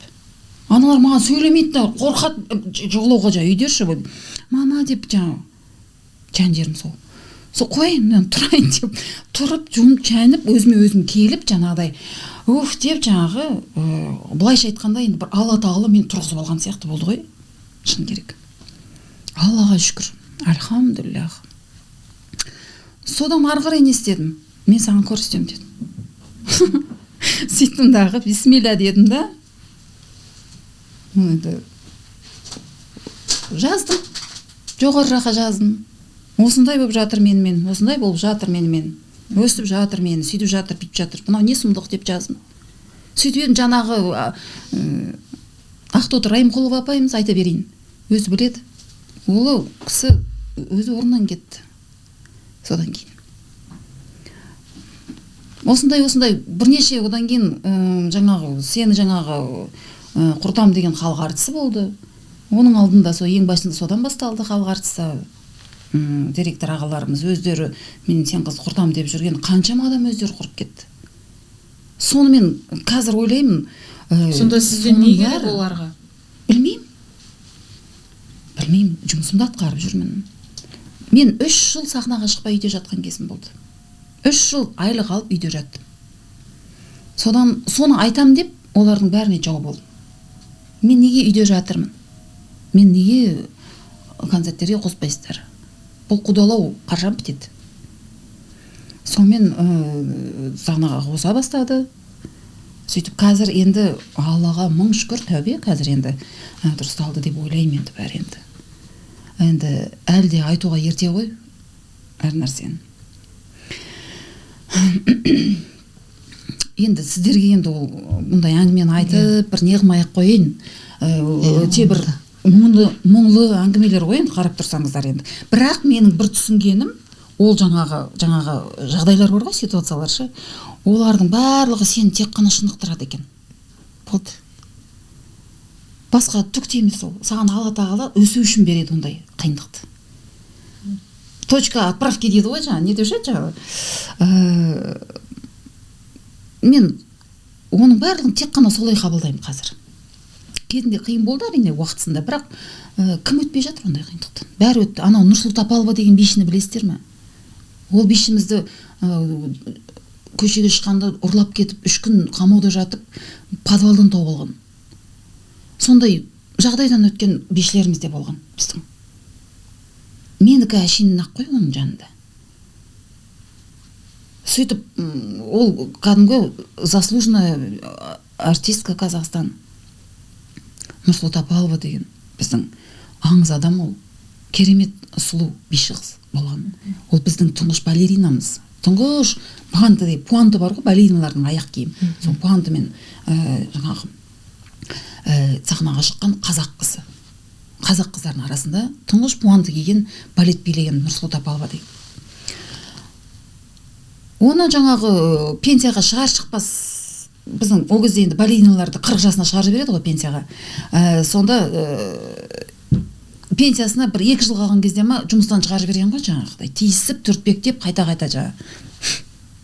Сонымен оны жұмыстан шығарады, ол жаңа күйзеліске түседі, әбден жаңағы не қылады, қайғырады, ауырады, жаңағыдай жағдайға түседі, одан кейін қазақ концертке келіп тұрады жұмысқа, енді ана балет билеп жүріп, қазақ концертке келеді, народный, ұлттық билерді билейді. Сонымен ол кісіміз мүлдем кетеді сахнадан. Сөйтіп өмірі сондай аянышты халде қайтыс болған кісі. Оның бәрі көреалмаушылық па сонда? Көреалмаушылықтан болған ба оның бәрі? Әлбетте, әрине. Өнер деген бір жанылған қылыш сияқты ғой. Осып түседі ғой. Өнерді жаңағы оның жауы көп болады. Мені жаңағы анамның да бір сөз бар, мені жұбататын. Қызым сені қудалап жүрсе, сен демек олардан мықты болып таланттысың дейді. Сен қуана бер дейді, сен құдаласа дейді. Құртқысы келсе, жойғысы келсе, қайта қуану керек оған дейді. Мамам айтады. Қудалауда жеке мүдделері бар ма адамдардың, мысалы жұмыстан шығарудан бөлек басқа да? Еш нәрсе жоқ, тек сол сахна ғой, болды. Сахнаға шығармау керек. Болды. Бақталас. Сахнаға шығармау керек, құрту керек. Және қудалап, жаңағыдай мүлдем өнерден кетіріп жіберу керек. Мақсаттар сол ғана. Өте де енді мен жабысып тұрған жоқпын бұл жұмысқа. Олсыз-ақ мен енді жаңағы мұғалім болып кетсем де күнімді көре аламын ғой, енді қарап тұрсаңыз. Өзім мектебімді ашып берсем, қайта мен мектебім коммерциялық жұмыс қой. Табысы 4-5 есе көп болады, мен егер мектебімді қайтадан ашып жұмыс істесем. Мына мемлекеттің айлығынан өте де бір қатты бір неқті тұрған жоқ меніңше, бірақ жүргеннен кейін енді ары қарай енді бұл тілекті бастағаннан кейін соңына дейін жеткізу керек қой. Жалпы би әлемінде ерте зейнетке кетеді. Сіз қазір зейнет жасында болып саналасыз ғой, иә? Мен негізі би өнерінде негізімен зейнеткермін қазір. Би өнерінде бізде бұрынғы заң бойынша балериналар 40-қа дейін билеген, 40 жасқа дейін, 38-40 жасқа дейін. Жаңағы ұлттық билер де солай, бишілердің бәрі солай шығатын пенсияға. Қазір ол пенсияны алып тастады. Алып тастағаннан кейін жаңағы балериналарға, балеттің классикаға билейтін бишілерге жаңағы 60% деп бір түсініксіз бір заң шығарып қойды. Енді білмеймін, мен оны шын айтсам түсінбеймін, ол заңды кішкене. Не үшін олай? Келесі жұмысыңа барып тұрасың да, соны 60% алып тұрасың, айлығың дей ма, сондай түсініксіз бір не да, ол бір анау. кесаяқ тастаған сияқты да тура ол. Толығымен пенсияға шығару керек қой адамды. Балетті олар қалай билейді 40-тан кейін? Анау пуантыға тұруға болмайды, запрещается. Анау саусақтарын сындырады, анау трофироваться етіледі, анау саусақтары аяғының бармақтары. Ол тұруға болмайды 40-тан кейін. 40-тан кейін пуантыда тұрмақ жайда билей алмайсың ғой, негізі жай адамдар. Ойбай деп қартайып қалғандар қаншама 40-тан кейін. Ал ол балерина мынандай неде пуантымен билеуің керексің, аяғың ұшымен тұрып. Ол болмайды ғой, оларды кішкене түсініп қарау керек деп ойлаймын. Осы мәселе әлі шешілмей жатыр негізі бізде. Ал енді мына ұлттық биге мен басқаша көзқарасым. Ұлттық бишілер олар кәдімгі аяқ киіммен де билей береді. Олар жалаң аяқта билейді. Олардікі оңайды қарап тұрғанда ол жағы. Сондықтан да ол до поры до времени дейді, өзі билеп, жеткен жеріне дейін, денсаулығы жеткенге дейін билеп, содан кейін бар өзге болды мен ары қарай билей алмаймын деген кезде пенсияға шығару керек деп ойлаймын. Кәдімгі толық пенсияға шығару керек. Жаңағыдай процент андай демей. Сөйтіп ойлаймын да, менің енді ол жеке пікірім. Ұлттық бишілер мысалы картигенге дейін билей беруіне болады. Әр жастың өзінің биі болады. Біздің неде Қазақстанда бір стереотип қалыптасқан. Биші болғаннан кейін ол әдемі, сұлу, әдемі, үлбіреп тұрған жас қыз болу керек болды деп ше. Сондай неде ескірген түсінік та бұл. Дамыған халықтардың билерін барып көріңіздерші. Ол жақта керісінше жасы келген бишілер мастер саналады. Оларды керісінше қолдауы мықты болады. Олардың концерттерін жас бишілердің барлығы жапырылып барып көреді концертін. Ол не істейді көрейікші сахнада деп. Бұл несімен мықты деп. Енді ана жерде мастер-класс көрсетеді. Өйткені қаншама жылдық опыты. Үндістанда мысалы қарттар, кемпірлер, шалдар билейді, қариялар билейді сахнаға шығып. Бүйтіп, зорға бүйтіп тұрады, бүйтіп, бірақ билеп тұрады. Мынандай позаларын ұстап, құдайдың нелерін ұстап. Әжім үстерінің бәрі, үстінде шәрші жоқ мына жерінде. Мына жағында шал бар, мына жағында жоғары жағында шәрші жоқ. Мына жерінде алқа тағып алған өздерінің ұлттық киімдер ғой енді. Сахнаға шығады да кәрі шалдар атақты бишілер тұрады. Өзінің нелерін көрсетеді ғой енді, билерін енді. Мимикалармен бүйтіп көрсеткен кезде енді бір аяғымен бүйтіп тұрған кезде бәрі ана жер қырылады ғой, ана жер деп шын. Қандай ол үлгі да оларға қарап тұрсаңыз. Бізде жоқ. Енді кемелденген шағында адам кет дейді ғой. Сол негізі Майя Плисецкая менің нем ғой, кумирім. Майяның несімен жүрем, көп сөздерін өзім үлгі тұтам. Майя Плисецкая айтады бір сөзінде. Сен жас кезінде дейді, сен әлі жассың, түкке жарамайсың деп, сені құртуға тырысады дейді, кет деп. Жарамайсың, білмейсің сен деп, әлі жассың деп. Сені кет деп сахнадан қуып құртуға тырысады дейді. Кетпе дейді, Майя айтады. Ары қарай биле дейді. Соң кемелденген, әбден піскен кезіңде саған тағы да көреалмаушылық, мен айтып отырғандай құртады сен дейді, кетіру керек, мынаны құрту керек, сахнадан шығармау керек, сөйтеді дейді. Кетпе дейді, беріспе дейді, ары қарай биле дейді.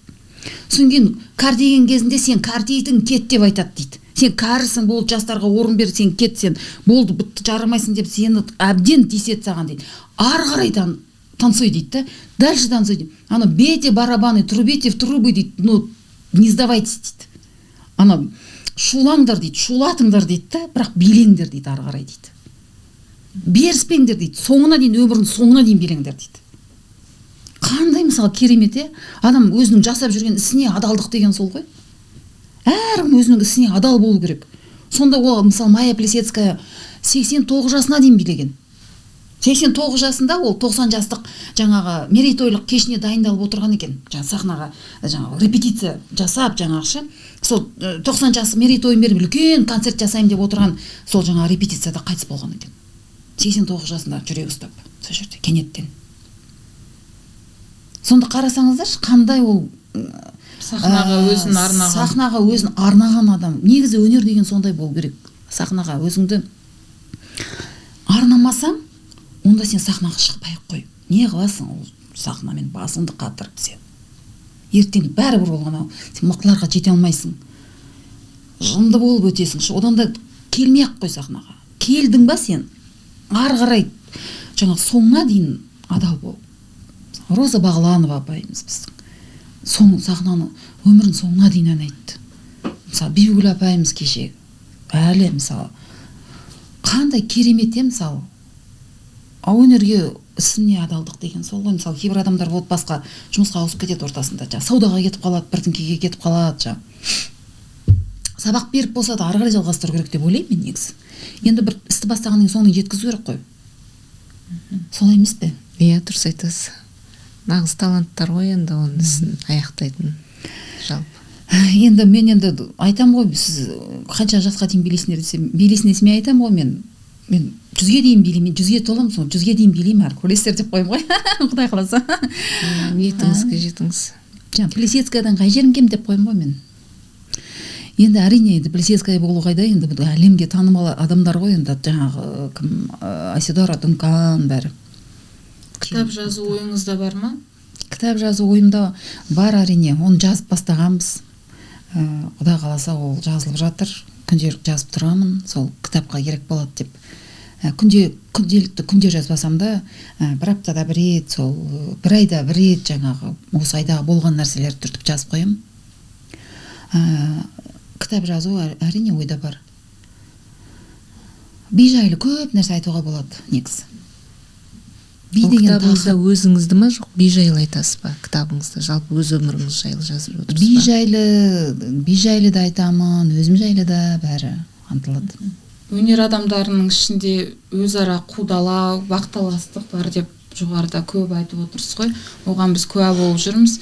Тіпті қара тізімге еніп кетуі мүмкін, егер ол адамның ойындағысын жасамайтын болса, келіспейтін болса. Маған қызық болып тұр, сіздің өнеріңізді қолдаудың орнына керісінше тұншықтырған адам кім екенін енді ашып айтуға бола ма екен? Енді сол қара тізімде, мен де сол қара тізімден шығармын қазір, сөйтіп ойлаймын. Өйткені концерттерге де шықпай қалдым. Жаңағы қазақ концерттен неше рет жазықсыз жаңағы жұмыстан да босатылып қалдым кезінде. Өздері хабарласып, өздері кіргізіп алды, одан мен өзім кіріп алдым. Сондай небір нәрсе оқиғалар өтті басымнан. Үлкен нелер ол менің өмірімдегі. Былайша айтқанда енді келеңсіз оқиғалар қазір енді әдемі сөзбен айтқанда солай да ол. Ол енді ең басында сол халық артисі директоры болған бізде. Сол кісі мына өнерде қыз балаларға негізі өсу өте қиын. Жаңағыдай неше түрлі әңгімелер айта бастайды ер азаматтар. Ағамыз деп жүрген, жаңағы атамыз деп жүрген адамдар, әкемізбен жасты адамдар. Сондай әңгімелер айтады. Содан кейін әрине сен оған қойыңыз деген әңгіме айтасың. Содан кейін мен сен қызды құртам, осыдан қарап тұр деп. Сондай әңгіме болған. Содан кейін басталды бәрі. Осы оқиғаның барлығы. Бірінші менің жаңағы жаттықтырушымды жұмыстан шығарып жіберді. Менің жаттықтырушым маған ауадай қажет адам ғой ол. Жаңа айтып отырмын ғой, наставник адам, тәлімгерім менің. Бірінші соны жұмыстан босатып жіберді. Содан кейін мені жаңағы қысқартып жіберді жұмыстан. Содан кейін бір жылдан кейін Қазақ концерттің басшылары, басқа басшылары өзде ол кісі содан кейін жұмыстан кетті, басшылық жұмыстан. Құртам деп жүріп. Қазақ концерттің келесі басшылары мені шетелге осындай неге қосайық деп едік, қазақтың би керек болып жатыр. Сіздің ана техникасы мықты қазақ билеріңіз бар ғой, соны қосайық деп едік, сіз қазақ концертке қайттан жұмысқа алсақ қалайсыз деп өздері хабарласып, мені Прага мен Братиславаға жіберді. Қазақ концертке жұмысқа кіріп, жаңағы Прага мен Братиславаға барып, өнер көрсетіп келдім. Келер келмес сіз қайтадан жаңағы өтініш жазыңыз жұмыстан, жаңағы сізді жаңағы Астанадан Алматыға ауыстырамыз деп. Мұнда ауыстыра беріңіздер, не қылам жазып оны десем, тура бір қинағандай болды сол уақытта. енді жарайды деп жазып беріппін мен. Енді мен де ол кезде жаспын ғой енді. Содан кейін күтемін, жаңа жұмыс жоқ, енді қашан сөйтем алдағандарын бірақ білдім кейін. Содан кейін жаңағы өзім өйтіп қайтадан кірдім әйтеуір Қазақконцертке. Содан кейін жаңағы Қазақконцерттің келесі жаңағы басшылары айлығымды қысқартты менің, жазықсыз. Сол кезде жаңағы депрессия болды менде, сахнаға шықпай қалдым, 3-4 жыл сахнаға бір концертке шықпай үйде жатып айлық алдым. Мені қамап ұстады. Сондай жағдайлар. Сосын бұның бәріне сонда бір адамның көңілін таппағаныңыз әсер етіп тұр ма? Сондай деп ойлаймын. Өйткені бұл соған өте ұқсас. Ұқсас емес, ол мен өзім көзім жетеді оған. Өйткені мен бір билей алмай жатқан жоқпын, сахнада бір нәрсені бүлдірген жоқпын, біреуді ите жіберген жоқпын, біреуге түкір жіберген жоқпын, біреуді болағыттаған жоқпын. Мен не істедім? Мен өзім жүрген адаммын. Қазақтың биін келіспедіңіз ғой. Иә, қазақтың биін дәріптеп әр кезде дайынмын сахнаға. Сахнаны күтіп, енді қашан шығарады деп сондай күтумен болдым сол уақыттарда. Бір кезде қарасаң, жұмыстан босатылып қаласың.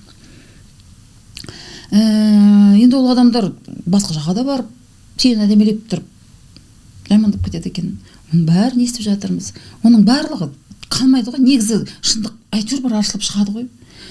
Содан кейін мен бір білгенім, әлия сіңілім, саған айтайыншы, бір проблема, адамда мәселе туындайды ғой.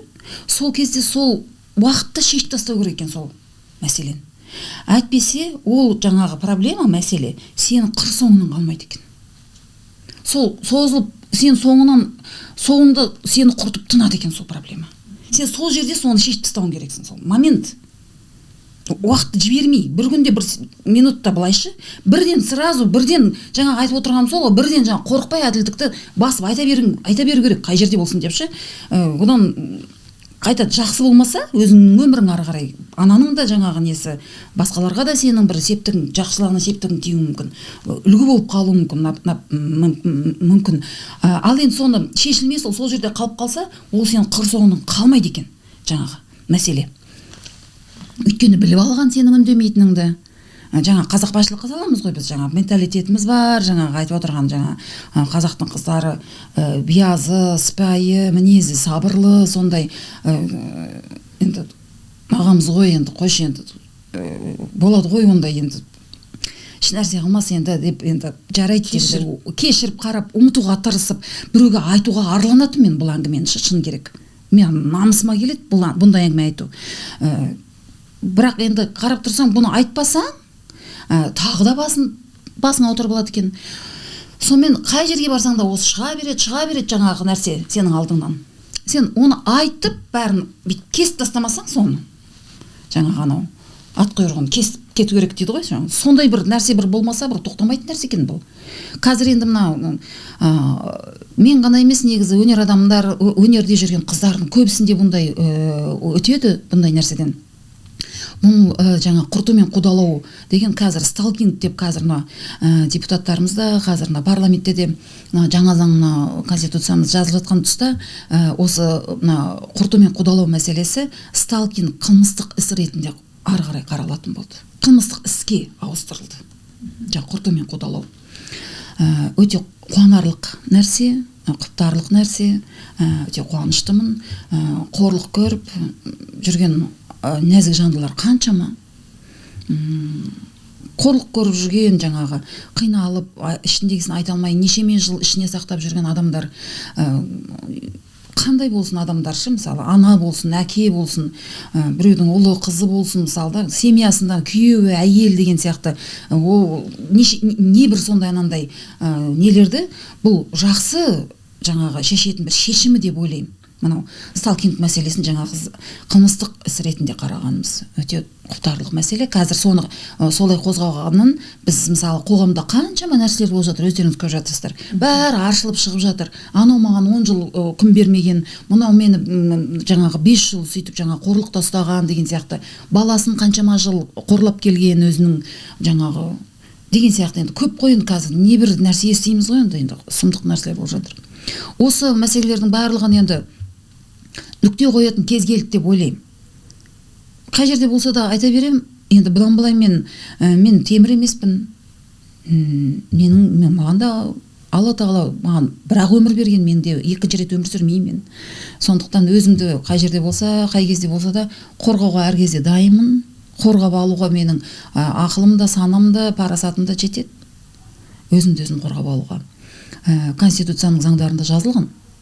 Әркім өзінің құқығын қай кезде болсын, қанша рет болсын қорғап алуға құқылы деп.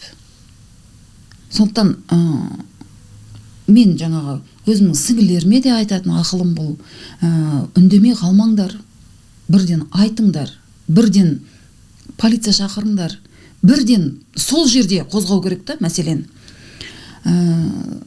Сондықтан мынау үндемей жүргеннің кеселі бірнеше жылға созылып кетеді екен. Енді бұл тақырыпты айтпай да қаншама жыл шыдап жүрдім ғой. Енді мен айтпай ішімде жаңағыдай сақтап, адам ауырады екен, одан ауырып тынатысың соңында. Бір жаңағы енді не бір нәрсенің бәрі жаңағы жүйке тозғаннан болып жатады дейді ғой, енді әртүрлі аурулар. Онкологияға ұшырап жатады, өліп қалып жатады адамдар, шыдай алмайды. Давление қысымдық қой ол, кәдімгі үлкен. Айтылмаған жаңағы айтылмаған сөздің атасы өледі дейді ме? Міне осындайда айтылған ғой. Айтылмаған қалай айтады? Әлия сіңілім. Айтпасаң сөздің атасы. Айтпасаң сөздің атасы өледі. Сіз енді сөздің адамысыз ғой енді, Әлия. Айтпасаң сөздің атасы өледі деген осы міне. Нағыз өзі. Айтып жүр керек. Айтып ары қарай жүрсең, сен ішіңнен шығады ол. Психологияда да айтып жатады: ішіңдегіңді шығар, айт, сөйлес, қалдырма ішінде еш нәрсені деп. Сондықтан енді бұдан былай енді шын керек. Міне енді 50-ге толдым ғой. Мен де енді жас қыз емеспін бұрынғыдай. Не емеспіз, бала емеспіз бұрынғыдай, шаға емеспіз. Біз енді біраз жасқа келдік. Енді қарап тұрсаңыз, енді жарты ғасыр өмірім артта қапты. Енді ары қарай да енді бұл мәселе енді тоқтау үшін толығымен қай жерде болса да, қай кезде болса да айтуға мен дайынмын. Оны ешқандай ағаттығы да жоқ, несі де жоқ. Қыздар көп өнерде.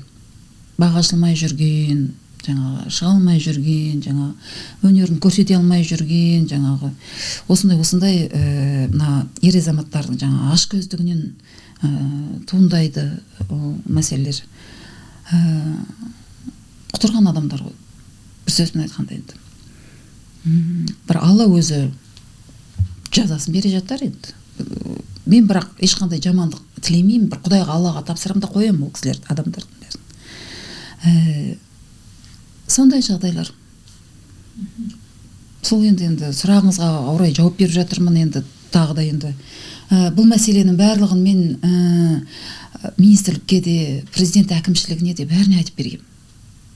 Сондықтан бұдан былай үндемей қалмаймын деп шештім. Мен өзімді таңдадым. Маған денсаулық керек. Өйткені биші болу үшін деген сөйлемді аяқтаңызшы. Биші болу үшін еңбекқор болу керек. Ең бірінші сол. Өйткені бұл физикалық жұмыс қой. Жалқаулардың ісі емес. Биші болу үшін ақылды бол, білімді болу керек. Білімді, көп оқыған, білімді, сондай білім жағынан да, еңбек жағынан да өте кемелденген адам ғана бишілік мамандыққа шыдай алады. Сіздің Астанада өткен концертіңізде естуіміз бойынша би падишасы деп таныстырып осындай сахнаға шығарған екен. Бұған дейін сізді қазақтың алтын айы, қазақтың Айседорасы деген ат қойып айдар тағып жүрді халқымыз. Енді би падишасы деп шарадан кейін, Шара Жиенқұловадан кейін ешкімді атамаған. Менің ойымша сондай әсерлі болды деп ойлаймын сол сәтті сізге. Енді би падишасы деп біз расында да шарапаны ғана атадық. Ондай шын керек өзім тебіреніп сол көзіме жас алдым, сол сөз естіген кезде. Енді солай енді мүмкін лайық болып жатқан шығар, егер солай айтып жатса. Басқа не ойлаймын енді мен ол жерде енді қарап тұрса. Енді би падишасы, нағыз би өнерінің падишасы деп төбемді аспанға бірақ жеткізді. Оған мың шүкір, ол енді халықтың берген атаулары ғой енді. Басымды иіп рахмет айтам халқыма. Қазақтың Алтынай деп жаңағы сол Алтынай биінің орындаушысы ретінде айтып жатса керек. Қазақтың Айседорасы деп жаңағы мен билерімді драмалаған жақсы көремін дедім ғой. Соны жаңағы Американың атақты бишісі Айседора Дунканда өзінің билерін өстіп драмаға үйлестіріп сөйтіп өзінің өмірі жайлы би жасап сөйткен екен. Қызығы сол жаңағы мен өмірім жайлы би жасағым келеді деп мен де айтқам ғой. Сөйтсем Айседора Дунканда солай айтқан болып шықты кейін. Оны кейіннен білдім. Мен өзімнің өмірім жайлы би жасағым келеді деп. Соны қазақтың Айседорасы деген кезде мен өзім қазақтың Айседорасының жаңа өміріне үңілдім тереңірек. Сөйтсем расында да екеуміздің ұқсастығымыз көп болып шықты Айседорамен. Аллаға шүкір, бұл енді халықтың берген теңеу аттары ғой, атаулары. Шүкір деймін, әлі де алдыда көп жоспарлар бар, соның барлығына жетпейінше мен өзімді ондай деп санамаймын, өзім шын керек. Әлі көп жоспар бар алда тұрған. Соның барлығын орындағаннан кейін барып мүмкін өзім сахнадан да кететін шығар мүмкін сол уақыттарда. Енді бір Құдайдың, Алланың қолында бәрі. Жалпы сіздің бұл өмірдегі миссияңыз қандай? Өмірге деген миссия. Енді өмірдегі миссиясы десе, адамдар өзінің мамандығын айтып жатады ғой. Мен жаңа дәрігер болуым керек болған, жаңағы деп. Мен айтатын едім, мен өмірдегі миссиям, бишілік бұл менің мамандығым ғана. Ал бұл өмірдегі менің миссиям бір мынандай әділетсіз жағдайларға көп кездескендіктен мен өзім үнемі әйтеуір бір сондай ненің ортасында қалып қалам. Байқаған. Сөйтемдағы сол жаңағы түйіліп тұрған мәселелерді, мысалы жұмыста болсын, қай жерде болсын, мен шешем барып. Бір қызық сол еді, сол мен ойлаймын да мен өмірімдегі тағы да бір екінші бір миссиям бір әділдік орнату сияқты да бір барлық жерде. Сондай бір өзім сондай секілді өзімді солай қабылдаймын соңғы кездері ғана. Жаңағы Феникс туралы айтып жатырмыз. Феникс құсы бір менің бір тотем сияқты болып кетті, шын керек. Фениксті билеймін, мына Феникс ғой деп Феникстің өмірін оқуға, тағы да оның өмірімен тереңірек танысасың ғой, тарихын оқып бәрін. Сөйткен кезде ол Феникс бірнеше өліп, бірнеше рет тірілетін, өлмейтін құс екен. Мынау бір өзінен өзі бір мынандай бір не болып жатыр да, андай. Қайтып айтсам болады енді бір совпадение дейді ғой анау. Сондай бір нәрселерді көп байқайтын болыппын соңғы кездер. Соған қарап ойлаймын, мен бір өмірдегі миссия мені бұл өмірде бір осы әділдік орнату шығар әр жерде. Мен күйіп пісіп жаңағы ненің ортасында қаламын да, мен бір Алла тағала бір шешілмей тұрған бір жерге барып бүйтіп қойып жіберетін сияқты да, сондай сияқты да, мен сосын соны алып шығамын сол жерде соның барын. Неге мен почему я деп кейде күйемші? Неге мен осымен айналысып жүрмін деп. Көп жерде өзім сондай байқадым. Енді ары қарай ондай болмаса екен деп тілеймін. Өйткені шаршадым шын керек. Ол үлкен жаңағы денсаулық кетеді, оған энергия кетеді, уақыт кетеді, уақытыңды алып қойды. Сол қазірде сол сөйтіп ойлаймын, осы менің өмірдегі миссиям әділдік орнату. Әділдік орнату, иә. Мен әділдікті, шындықты жақсы көремін. Шындықтың бәрін айтамдағы Аллаға тапсырамын да жүре беремін. Сондай болып кеттім. Соң кездер өзі анандай үлкен бір кезінде бір қатты бір күйзеліс алып келген нәрселер қазір маған әсер етпей қалды олар. Бір ана жаңа ғана не еді? Маңызды болмай қалады да, ол жаңа қиындық саған. Мынау тағы да басталды деп солай қарайсың да, бұрынғыдай деп ауырып жатпайсың. Негізі Алла тағаланы өзі бір шебер ғой, ол бірақ асықпайды, әдемі бір сәтін күтеді. Біз неге бұлай болмады демегенмен бәрібір Алла өзінің деген жасап жатыр ғой. Біз неге олай емес деген сайын ол бізге жаңағы көрсетіп жатыр да, неге олай емес екенін ше. Сондықтан осыдан мен өтуім керек болған демек. Қазіргі айтып отырған әңгімемнің өзі мысалы, осы жерге келіп отырғанның өзі мысалы, бір Құдайдың бір несінің арқасында ғой енді. Сіздерге көп рахмет. осылай шақырып мені би жайында сұхбат алып би өнерін ұмытпағандарымыз үшін рахмет. Би өнер кішкене ұмытылып қалады бізде, көбінесе әншілер, нелер, күй, біз қазақ әнші, күйші халық қой, би дегенді кішкене ұмыт кетті да, қазақ кенжелеп дамыған өнер деген сол, бірақ дамыған бізде би өнері. Кенжелеген, бірақ дамыған. Кенжелеп дамымай қалмаған, ол дамыған өнер бізде. Методикасы құрылған, қазір керемет деңгейде би өнер бізде. Сондықтан осы бүткіл мейрамдарда бишілерсіз өтпейді ғой мейрам. Би деген өнер ол керемет өнердің несін сыйлайтын өнерді жай күнді мейрам айландырып жіберетін мамандық қой. Сондықтан биді ұмытпай, осылай бишілерді шақырып, сөйтіп, олардан сұхбат алып, ішіндегілерін айтқызып, армандарын айтқызып, сөйтіп қойсаңыздар деп тілеймін сіздерден де. Рахмет сіздерге көп-көп. Сізге де шығармашылық табыс тілейміз.